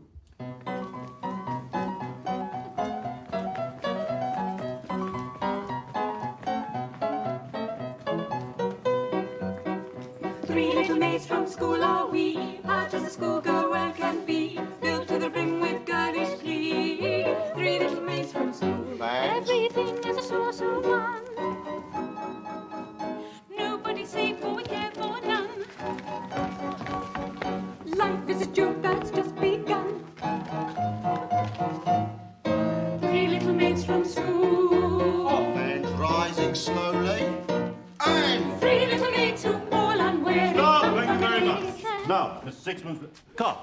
I beg your pardon. Should we introduce our Japanese guests? Ladies. Mr. Doyle Cart, our proprietor. Please continue. Thank you very much. Now, Miss Sixpence, please. That performance that you have just witnessed was not even remotely Japanese. Am I right? Japanese. Sir, Japanese. Japanese. No.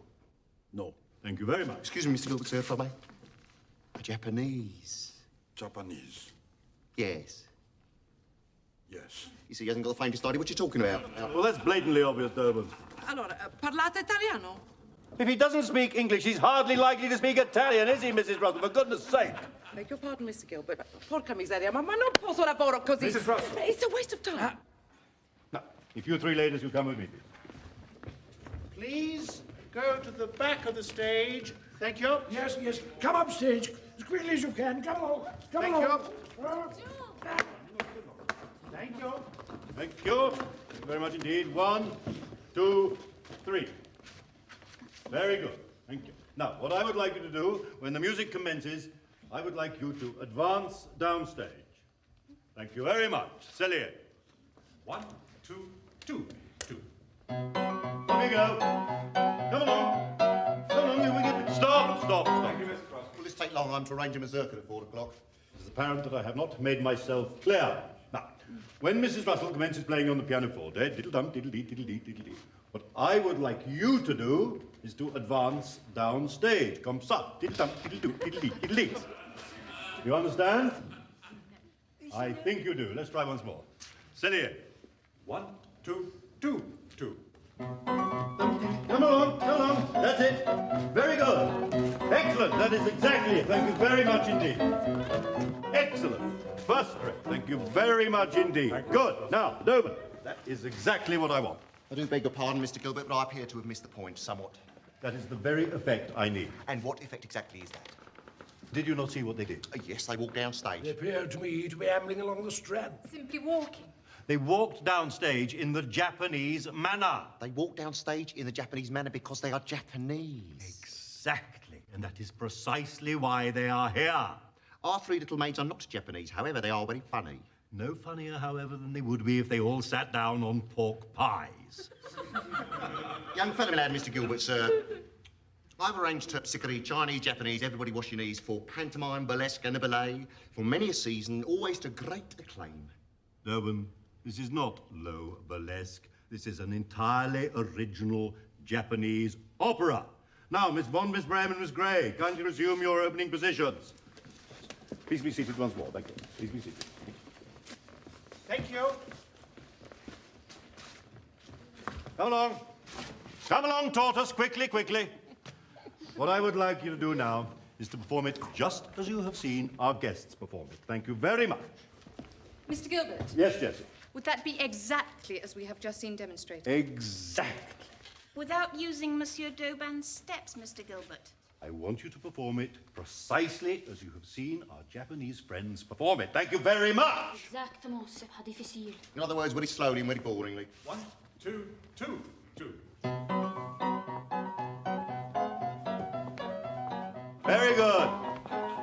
First rate. That is exactly right. Thank you very much indeed. I haven't laughed so much since my tights caught fire in Arlica when meat stitchily switching the niche. Decorum in rehearsal, Monsieur Dauban. That's the way, yes. Very good indeed. Close. Try it all together. Try it all together. Try together. Three of them. Do it all together. The same noise. 1, 2, 3. Ah! Excellent.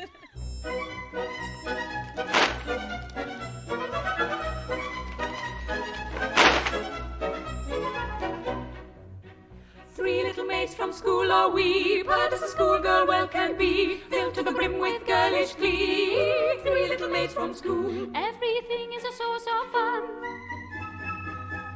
Nobody's safe, for we care for none. Life is a joke that's just begun. Three little maids from school. Three little maids who, all unwary, come from a ladies' seminary. Three forest genius tutelary. Three little maids from school. Three little maids.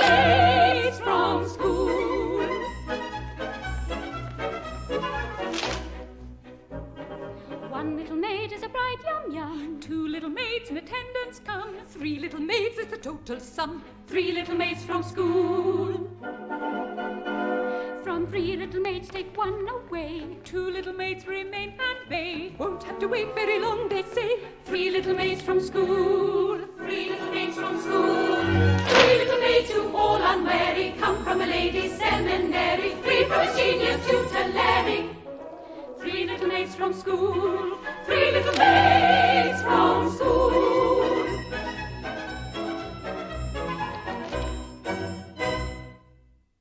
Laughing, ha ha, chuffing, ha ha, neck coughing, ha ha ha ha. But condemned to die is he, wretched meritorious B. The Mikado leads cathedral off. Up the stairs and up. Thus, the traditional Japanese posture as adopted by well-meaning but misguided underlings upon the departure of their august superiors. Thank you. Would that be a recognized Japanese attitude, sir? Not as yet, Grossmith, but I have every confidence that it will become one. Much obliged. I'm sure I've seen this on a vase somewhere. Jessie. Thank you, Mr. Gilbert. Ha! A pretty picture. Hey, Seymour? Charming, sir. Mikado has left. Grossmith. Well, another fine mess you've got us into. No, Grossmith. My line is a nice mess you've got us into, and I should be much obliged if you would play it comme ça. Well, a nice mess you've got us into. Right, sir. Well. No, well. Well, a nice mess you've got us into, with your nodding head and the deference due to a man of pedigree. Mr. Grossmith, you are under sentence of death by something lingering, either boiling oil or melted lead. Kindly bear that in mind. Thank you. Well, a nice mess you've got us into, with your nodding head and the deference due to a man of pedigree. Merely corroborative detail intended to give artistic verisimilitude to a bald and unconvincing narrative. No, Barrington, an otherwise bald and unconvincing narrative. Was that incorrect? I do beg your pardon. No, sir. It has only just occurred to me. To an otherwise bald and unconvincing narrative. Much better. Corroborative detail indeed. Corroborative detail. Corroborative. Corroborative. Corroborative. Corroborative. Corroborative. Thank you. Splendid.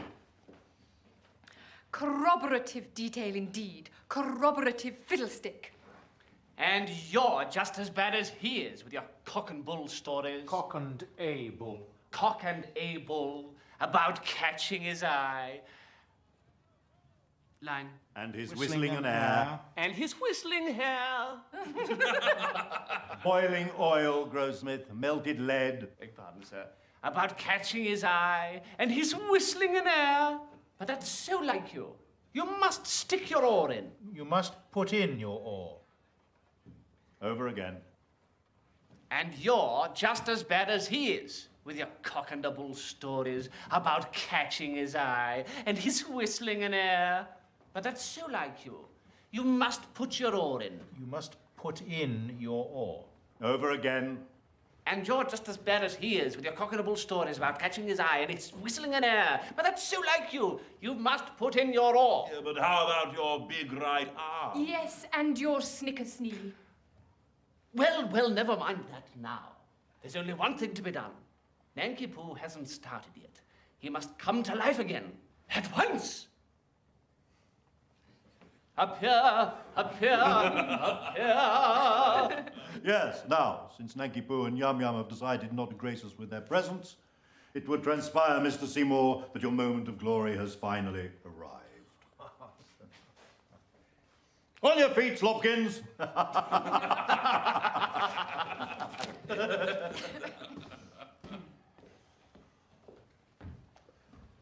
Whence would you like us both to enter, sir?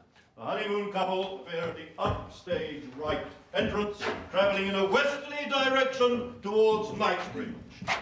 But your journey is interrupted by Mr. Grossman. Mr. Gilbert, Jessie. might I use my stick? By all means. Any trouble? I'm quite all right, thank you. Well, well. Well, well. Well, well, never mind that now. There's only one thing to be done. Nanky Poo hasn't started yet. He must come to life again. At once! Here he comes. Here, Nanky Poo. I've good news for you. You're reprieved. I beg your pardon, Mr. Gilbert. I have failed to provide a valise. Indeed, Seymour. And you have also failed to provide 2 actors. Pray continue. Oh, but it's too late. I'm a dead man, and I'm off for my honeymoon. Uncanny, is it not? Mr. Seymour, please inform Mr. Lely that his services will no longer be required. Thank you very much, sir. Nonsense! A terrible thing has happened. It seems you're the son of the Mikado. A terrible thing has just happened, Grossmith. You've become a cockney. I thought one would suggest something of his lowly station, being a cheap tailor and all. Rubbish. We're in Japan, for heaven's sake, not Stepney or Bow. Do it properly. Oh, very well. Nonsense. A terrible thing has happened. It seems you're the son of the Mikado. Yes, but that happened some time ago. Is this a time for airy persiflage? Persiflage, Grossmith. Is it? It is. Is this a time for airy persiflage? Doesn't sound right to me. Persiflage, mirage, fromage. Decoupage. Exactly. Your father is here, and with Katisha. Katisha. It amuses me to say Katisha. It doesn't amuse me, Grossmith, nor does it scan.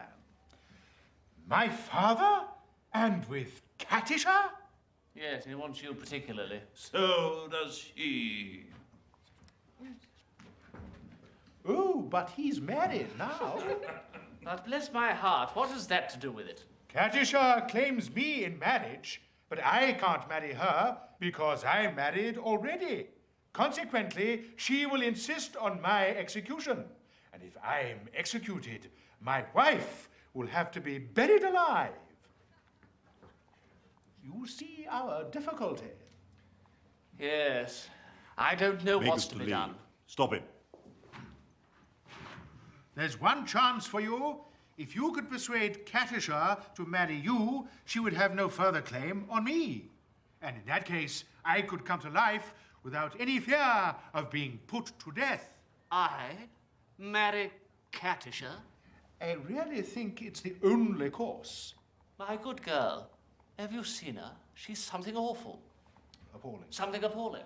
Ah, that's only her face. Ah, that's only her face.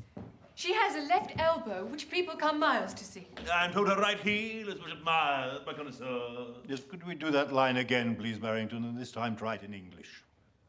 I'm told her right heel is much admired by connoisseurs. That better, sir? Marginally. My good sir, I decline to pin my heart upon any lady's right heel. Make us to leave. Stop him. It comes to this. While Katisha is single, I prefer to be a disembodied spirit. When Katisha is married, existence will be as welcome as the flowers in spring. Tra-la. Very good. Over again, if you please.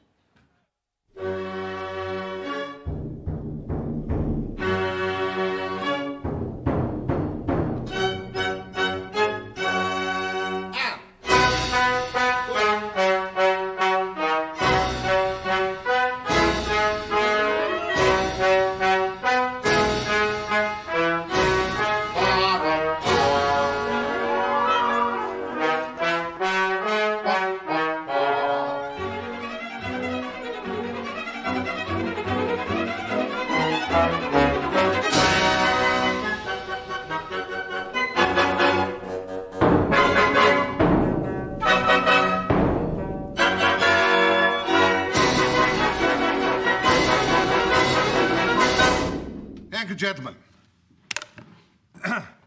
Not surprisingly, We were somewhat foxed by the abbreviated restatement. Letter A, discord bordering on cacophony. Second fiddles? Indeed, Sir Arthur. My mistake, Sir Arthur. I do beg your pardon. My error, sir. I suspect we were a trifle early. Indeed you were, Mr. Harris, and more than a trifle. I really don't mind whose mistake it was, Mr. Plank, as long as it doesn't happen again. The entry is on the third beat of the bar, not the first. I think that's quite clear. Yes, sir. It is, sir. Yes. Very good. And now, we return to Mr. Hurley. Good morning, Mr. Hurley. Good morning, Dr. Sullivan.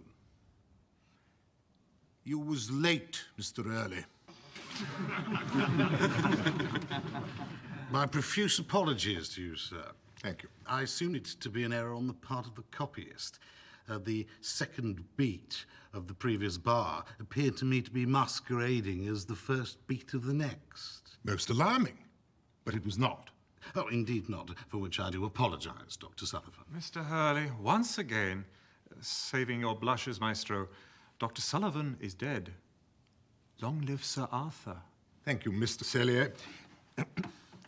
Mr. Tripp. Sir. Owing to the somewhat tardy entry of Mr. Hurley, you, quite understandably, followed suit. Absolutely, sir. So assuming that Mr. Hurley does enter at the correct place, you will too. Assuming he does, sir, I will, sir. Very good. Thank you, Mr. Tripp. Thank you, sir. Capital. Gentlemen, once more, from the beginning, please. I shall give you one bar.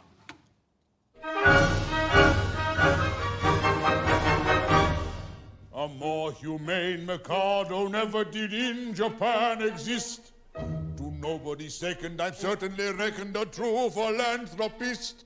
It is my very humane endeavor to make, to some extent, each evil liver a running river of harmless merriment. My object oh sublime, I shall achieve in time, to let the punishments fit the crime, the punishments fit the crime, and make each prisoner pent, and willingly represent a source of innocent merriment, of innocent merriment.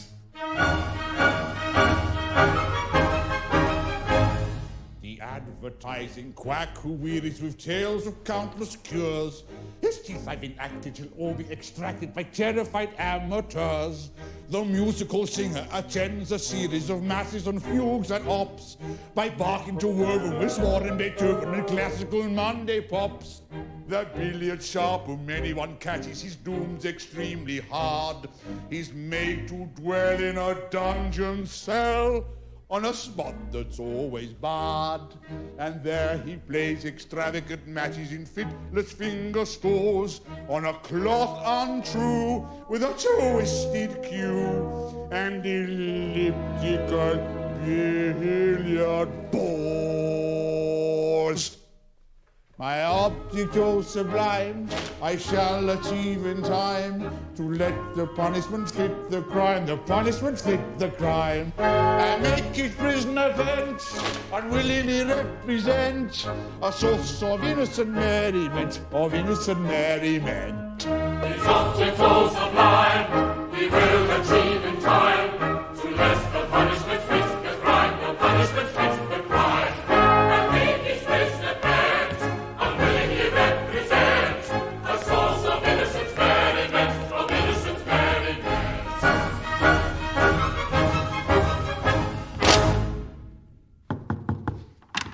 Did I say come in? You are required in the auditorium, Mr. Grossmith. I requested 5 minutes' grace. You have had 8, sir. Mayn't it wait until tomorrow? No, sir.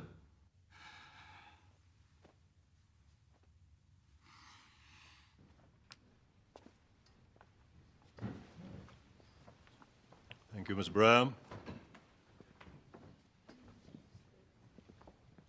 Is that everyone, Seymour? All present and correct, Mr. Gilbert. Good. I won't keep you, ladies and gentlemen. I know we're all extremely tired and looking forward to getting home to our yawning beds. Observations. The use of fans, particularly in Act 1, was flabby and erratic. Very scrappy. Indeed, Doban. We shall address this tomorrow afternoon at 2 o'clock, Seymour. 2 of the clock. Coco's entrance, Mr. Kent and Mr. Cunningham. Please ensure that you do not flinch at Mr. Grossmith's sword. You must have confidence that he is not about to chop off your heads, even if it may appear that that is your inevitable fate. I take it, Mr. Grossmith, that this evening's performance was an aberration. Grossmith. I beg your pardon, sir. Were you addressing me? I was indeed, sir. How are you? Quite well, thank you. I believe a good night's sleep will cure all ills. That I took to be the case. Your performances were on the whole promising, which is more than can be said, alas, for that of the sliding doors. One of which might have thought it was in Japan, but the other was apparently stubbornly labouring under the misapprehension that it was on holiday in Yorkshire. Where was the man, Mr. Seymour? Rest assured, Mr. Barker, that tomorrow night he will be with us in Japan. Capital. Now, cuts. There is only one. In Act 2, the Mikado song.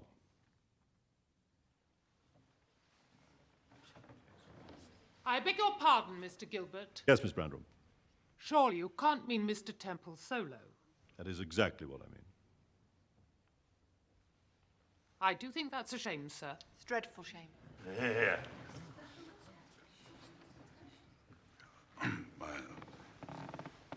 My dear Mr. Gilbert. Temple. I am fully aware that the standard of my singing was not quite up to the mark. Your singing was exemplary, Temple. But I can assure you that once I've mastered the leg business, I shall most certainly be at liberty to serve the lyric. I do apologize, Temple. I have not made myself clear. My decision to cut the song in no way reflects upon your performance of it, which was fine in every respect. Hear, hear. The fault, if there is one, lies in my obtuse decision to write the thing in the first place. I have nothing more to say. Thank you very much. Sullivan? Excuse me.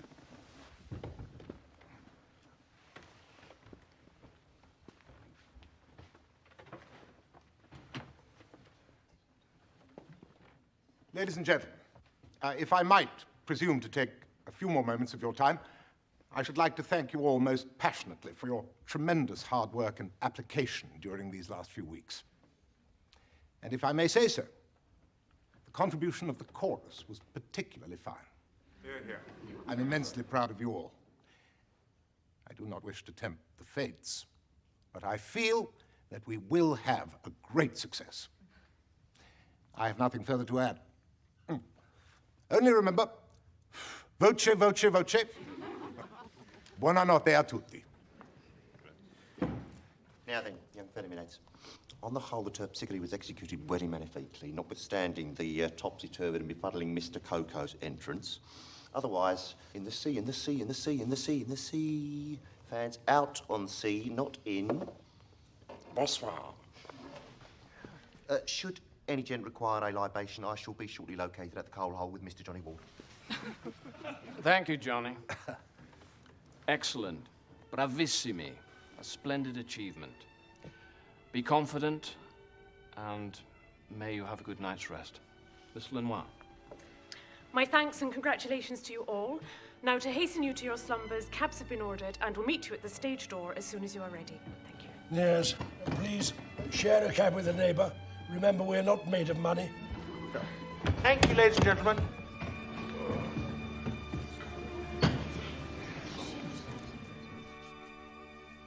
I felt so terrible. Oh, so did I. My heart broke for him. I can't bear to see a man cry. Was he crying? He was crushed. Really sad. And he's so awfully funny. There's people who only come to see Mr. Temple perform. I agree. My cousins are always asking about him. They've already purchased the tickets. They'll want their money back now. There are other people in this piece apart from Mr. Temple, don't you know? Yes, well, he's hardly in it now, though, is he, Rose? He's playing the Mikado. Thank you, Violet. Oh, come along, Ellen. Quick. Will you be long, Catherine? No, I shan't. I wish there was something we could do. Well, there ain't. Mr. Gilbert's made his decision, and that's that. But with Mr. Gilbert, one never really knows. particularly before a first night. I suggest we all go home and get a good night's sleep. Absolutely. I'm certainly off. I think you should all bottom your lips and mind your own business. Good night. That was a bit uncalled for. Good night, girls. I don't want to be late for supper. Good night, Bunny. Oh, Bunny, you're charming. It's a fine comic song. It is. He sings it splendidly. He does. And do you not conceive, gentlemen, that the paying audience deserves to hear it? Yes. I agree, Walter, they do. Rotten luck for poor old Temple. I'm not convinced it's as immortal a song as all that. Nobody said the song was immortal, Mr. Lewis. You're discussing it as though it were the Holy Grail. Notwithstanding your reservations about the song, Lewis, you must concede that it is a highly original performance. He'd have done better to have cut one of Grossmith's songs. Mr. Grossmith is a little poorly, Mr. Lewis. Well, then he should have stayed at home. I think it's a misjudgment. It is. Someone should tell him. Tell who? Gilbert. He's only a man like the rest of us. He's not the devil incarnate. Well, I don't know about you, but he first scares the living daylight out of me. What about us? Beg pardon, Price. Why can't we speak to Mr. Gilbert? Well, we could all go together. There's no reason why we shouldn't. Is there? Tell a man you admire his lyrics, he can only be gratified. It's a splendid notion, Mr. Price. Well, gentlemen, here's food for thought. Indeed, Mr. Evans. Gentlemen, I have been a chorister in this company for 28 seasons. It is my intention to remain one for at least another 28. I'm sure you shall. Be very careful, Mr. Price. You must consider yourself and your position. This is tantamount to professional suicide. Oh, WJ, I do believe that is a little Gentlemen, excessive. let us repair to the coal hole in the Strand. Well, don't be long, chaps. Good night, gentlemen. Good night. Take heart, old chum. You're going to be wonderful. Quite so, Dickie. Indeed. Okay. Is that not right, Tweed Urwood? He'll be grand, Helen. This has taken us all quite by surprise. And we all know Mr. Gilbert. I should have thought it was a fine song. It is a fine song. Thank you. Is there anything we can arrange for you, Mr. Temple? No, thank you, Miss Lenoir. I shall be fine. Well, it's very late.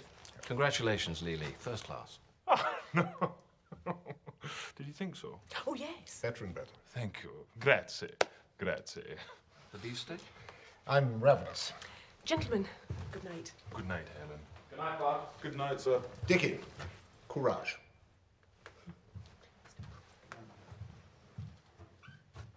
Well, there you have it, Dickie. He's an absolute bastard. I knew something of this order was going to happen. I sensed it. I told you so. It really is unconscionably cruel. You've missed your last train, Dickie. It's too late to telegraph to Mrs. Temple now. What'll you do? Oh, I suppose I shall toddle across the river to my mother's. She never sleeps. There's gay few like us, and they're all dead. My father used to say that. Laughter. Tears. Curtain.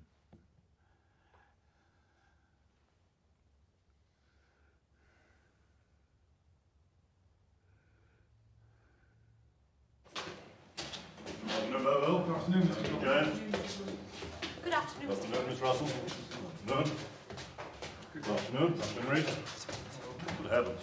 Afternoon, Mr. Gilbert. Afternoon, Price. Might you spare us a moment of your time, please? Yes, of course. That's why we're here, about to rehearse. Please, Mr. Gilbert, sir. Yes, Price, what is it? We, The ladies and gentlemen of the chorus. Yes? Concerning Mr. Temple's song, sir. Ah! Mikado song. Yes, sir. And what of that mercifully released aberration? We all consider it a very fine song, sir. Indeed we do. Gratifying, I'm sure. That must be a matter of opinion, mustn't it, Price?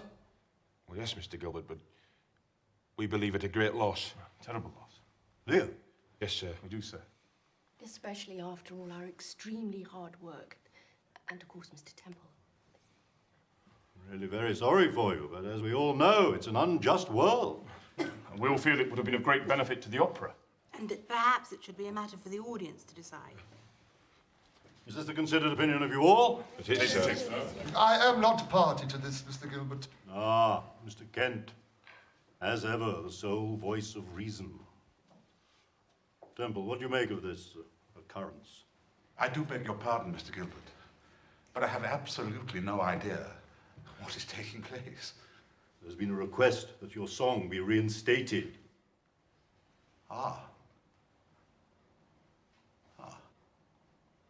A most forceful request, I have to say. Afternoon. Afternoon. Do clear the way. Oh, beg pardon, sir. This is surprising indeed, ladies and gentlemen. Somewhat overwhelming.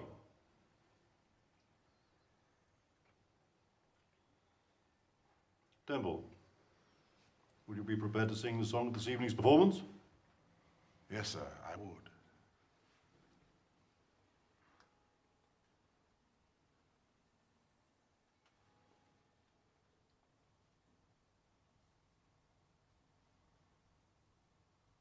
Then please be so good as to do so. Hey, The Hussars will commence in 5 minutes. Seymour, where's Dodo? Congratulations, Temple. Right, come on, please, you come along. Make haste.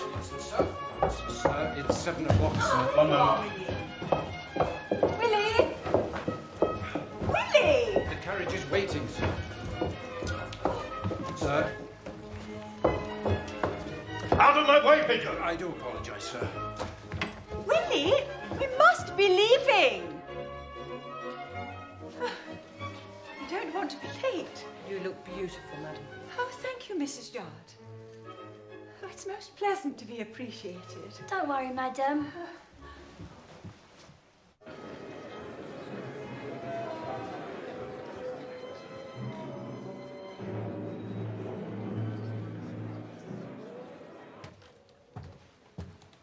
Good evening, cook. Evening, sir.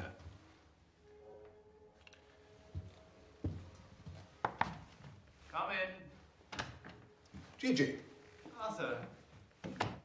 your very good health. Yours too, Arthur. Splendid piece. Thank you. We shall both be splendid tonight. Too many words. I thought I'd just pop in. Much appreciated.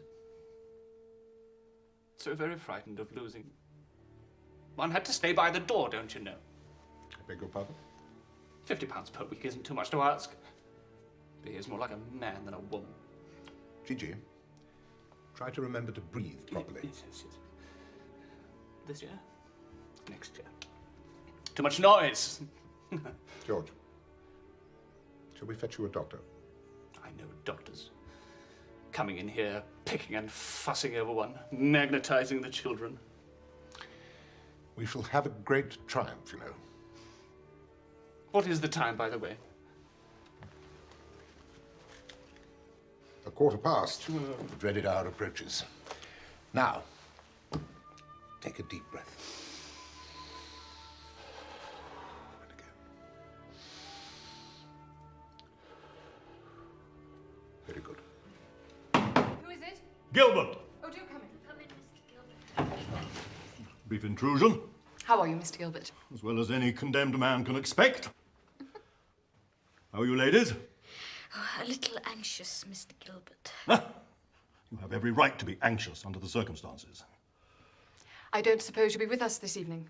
Indeed not, Jessie. Why on earth should I want to consort with the foe? Oh, but I'm quite sure we shall have a great success, Mr. Gilbert. I wish I possessed your confidence. Well, Jessie, bonne chance. Thank you. And you, Tortoise? Thank you, Mr. Gilbert. Very good. I shall put on my kimono now, please, Emily. Oh, very well, Miss Braham.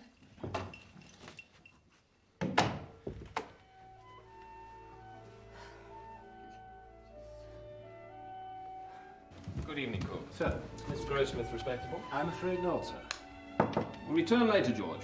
Oh, thank you.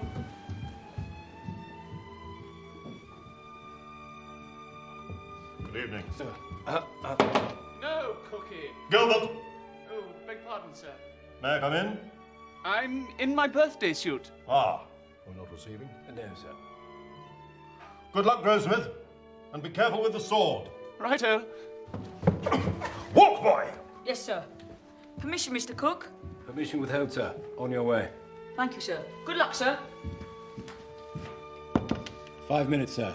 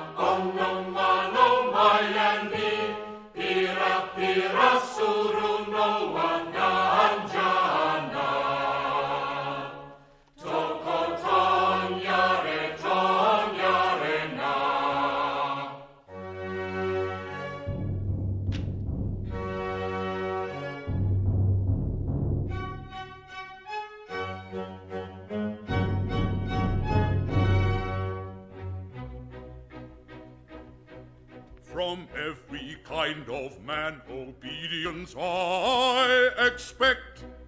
I'm the Emperor of Japan. And I'm his daughter-in-law elect.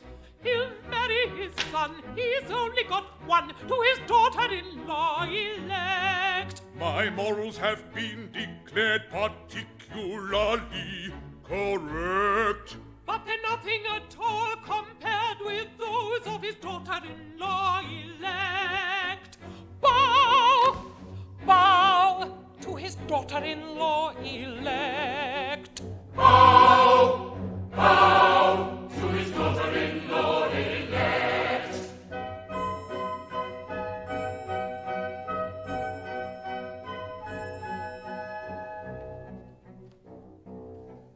In a fatherly kind of way, I govern each tribe and sect. All cheerfully own my sway. Except his daughter-in-law elect, as tough as a bone with a will of her own, is his daughter-in-law elect. My nature is love and light, my freedom from all defect. He's insignificant quite compared with his daughter-in-law elect. Bow!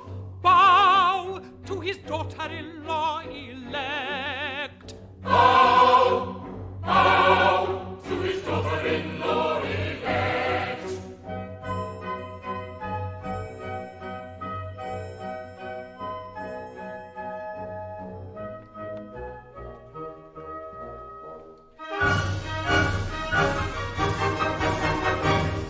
A more humane Mikado never did in Japan exist.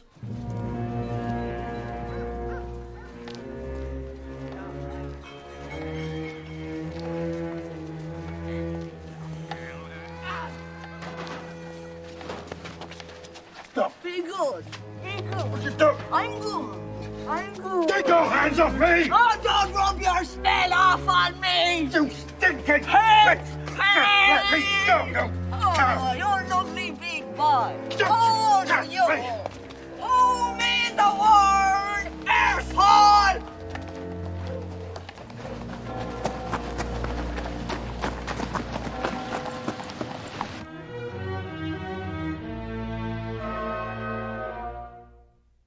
The criminal cried as he dropped him down in a state of wild alarm. With a frightful, frantic, fearful frown, I bared my big right arm. I seized him by his little pigtail, and on his knees fell he. As he squirmed and struggled and gurgled and guggled, I drew my snicker-snee. My snicker-snee. Oh, never shall I forget the cry or the shriek that shrieked he, as I gnashed my teeth when from its sheath I drew my snicker-snee.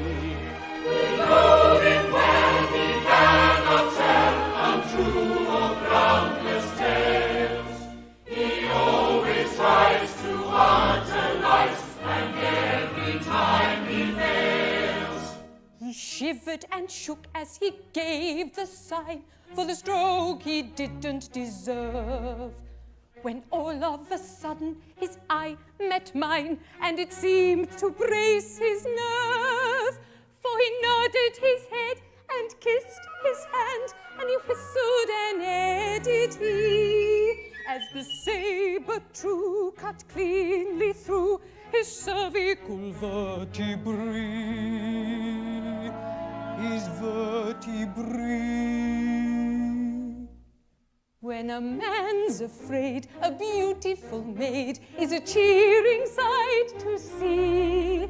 And it's so I'm glad that moment sad was soothed by sight of me. A terrible tale you can't assail, the truth it quite agrees.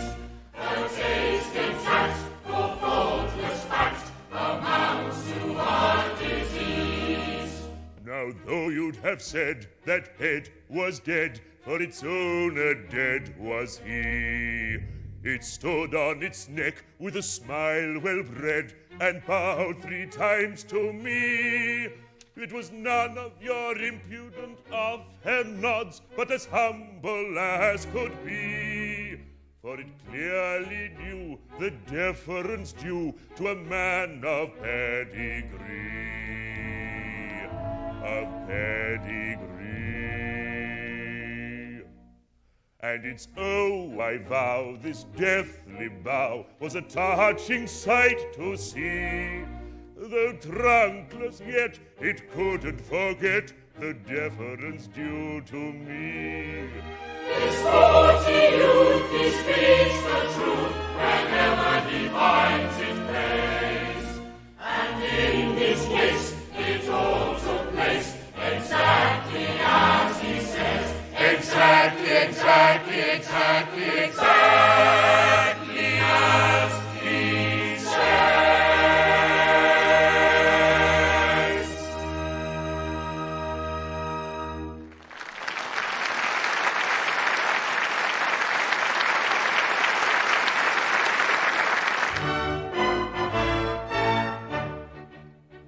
For he's gone and married Yum Yum. Your anger pray bury, for all will be merry. I think you had better succumb. Come. And join our expressions of glee. On this subject I pray you be dumb. Your notions, though many, are not worth a penny. The word for your guidance is mum. You've a very good bargain in me. On this subject we pray you be dumb. We think you had better succumb. Come. You'll find there are many who wait for a penny, There are lots of good fish in the sea. There are lots of good fish in the sea. There's lots of good fish in the sea. There's lots of good fish in the sea, in the sea, in the sea, in the sea, in the sea. The threatened cloud has passed away. What though the night may come too soon? Years and years of afternoon. Then let the throng of joy advance with laughing song and merry dance. Then let the throng of joy advance with laughing song and merry dance. With laughing song and merry dance. With laughing song. With joyous shout and ringing cheer. Inaugurate the new country. With joyous shout and ringing cheer. Inaugurate the new country. With joyous shout and ringing cheer. Inaugurate the new country. With laughing song and merry dance. With laughing song and merry dance. With song and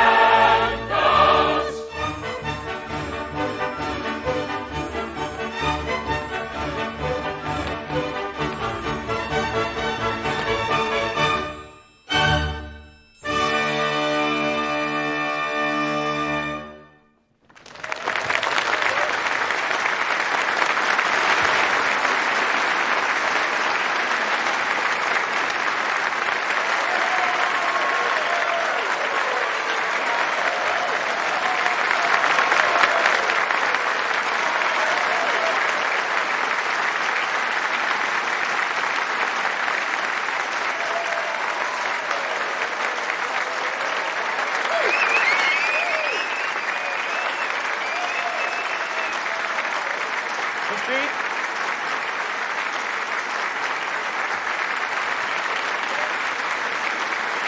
Mikado.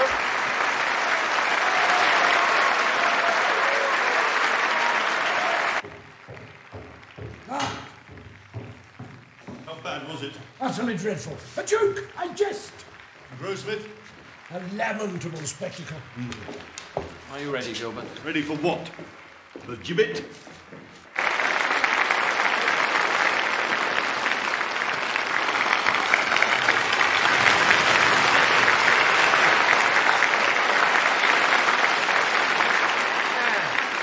Full company. Bow.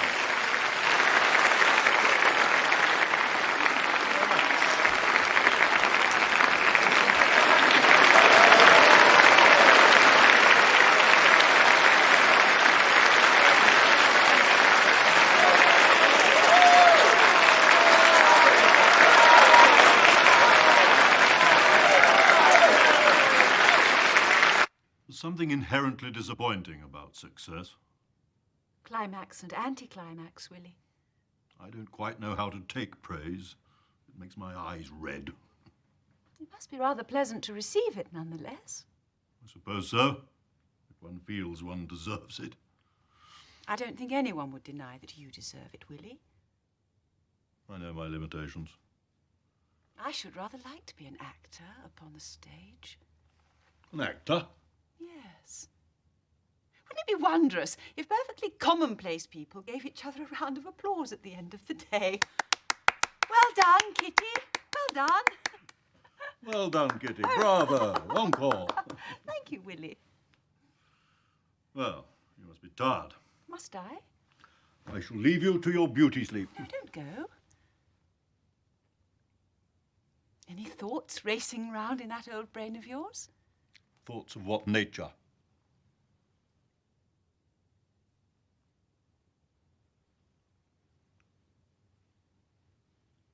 Concerning your next piece.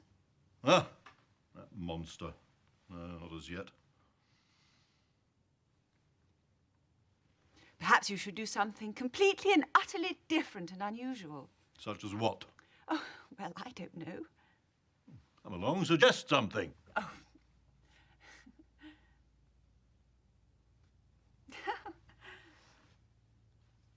Well, you should have a young and beautiful heroine who grows old and plain. And as she gradually becomes older and older, the ladies' chorus becomes younger and younger. Ah, Topsy Turvy. Yes. And how would it commence, this comic opera of yours? With a gentleman's chorus, of course. A chorus of fat leeches. Leeches? Yes. No, they'd be gentlemen, and they'd be in their carriages, and they'd be rushing across the stage. The horses would be galloping across the stage, and the ladies would be chasing after them, endeavouring to talk to them, but they wouldn't be listening. They'd all be far too busy. Expensive to stage. And there'd be dozens of doors and ticking clocks on the stage. And he's made a vow to give her the key, but he never does. And who might he be? Well, he's her husband, I suppose. The hero. No, not the hero. Anyway, one day, no, late one night, she suddenly decides to try the door. And it opens. Ah, so it wasn't locked after all. And she climbs up the stairs. And there, on the sands, are hundreds of nannies, all pushing empty perambulators about.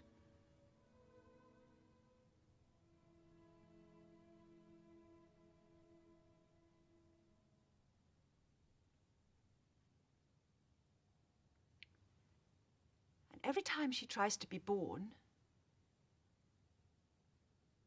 he strangles her with her umbilical cord.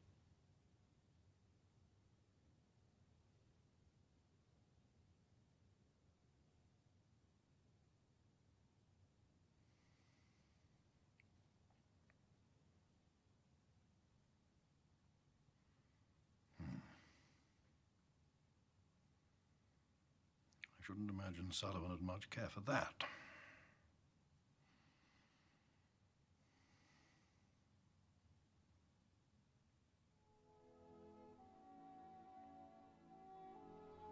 I'm proud of myself, triumphant, exhilarated, exhausted, revived, and fed up to the back teeth with these wretched kidneys.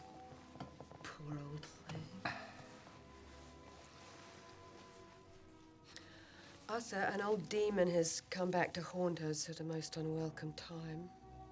What on earth do you mean?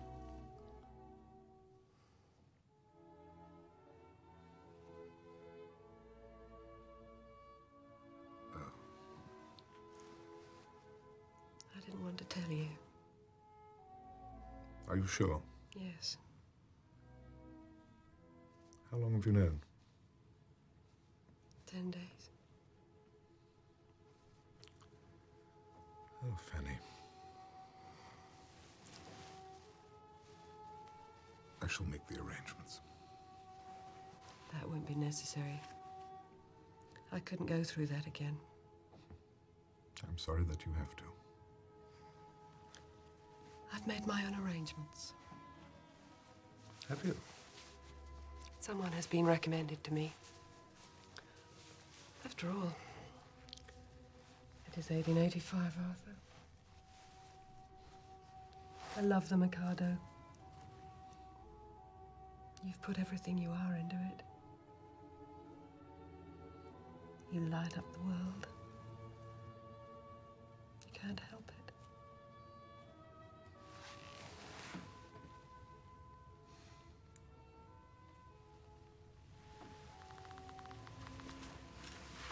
I must fly.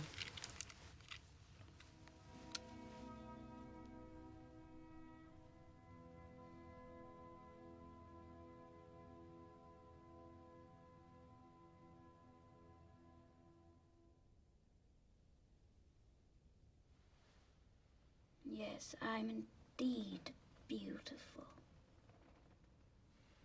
Sometimes I sit and wonder in my artless Japanese way why it is that I am so much more attractive than anybody else in the whole world. Can this be vanity? No. Nature is lovely and rejoices in her loveliness. I am a child of nature and take after my mother.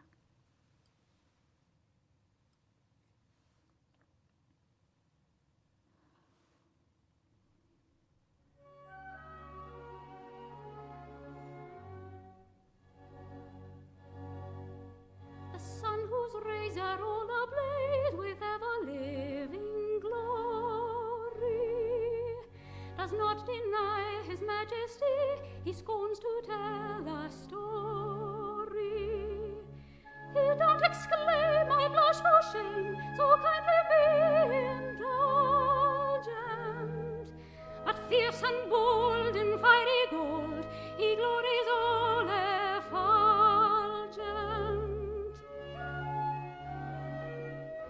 I mean to rule the earth as he the sky. We really know our worth, the sun and I. I mean to rule the earth as he the sky. We really know our worth, the sun and I.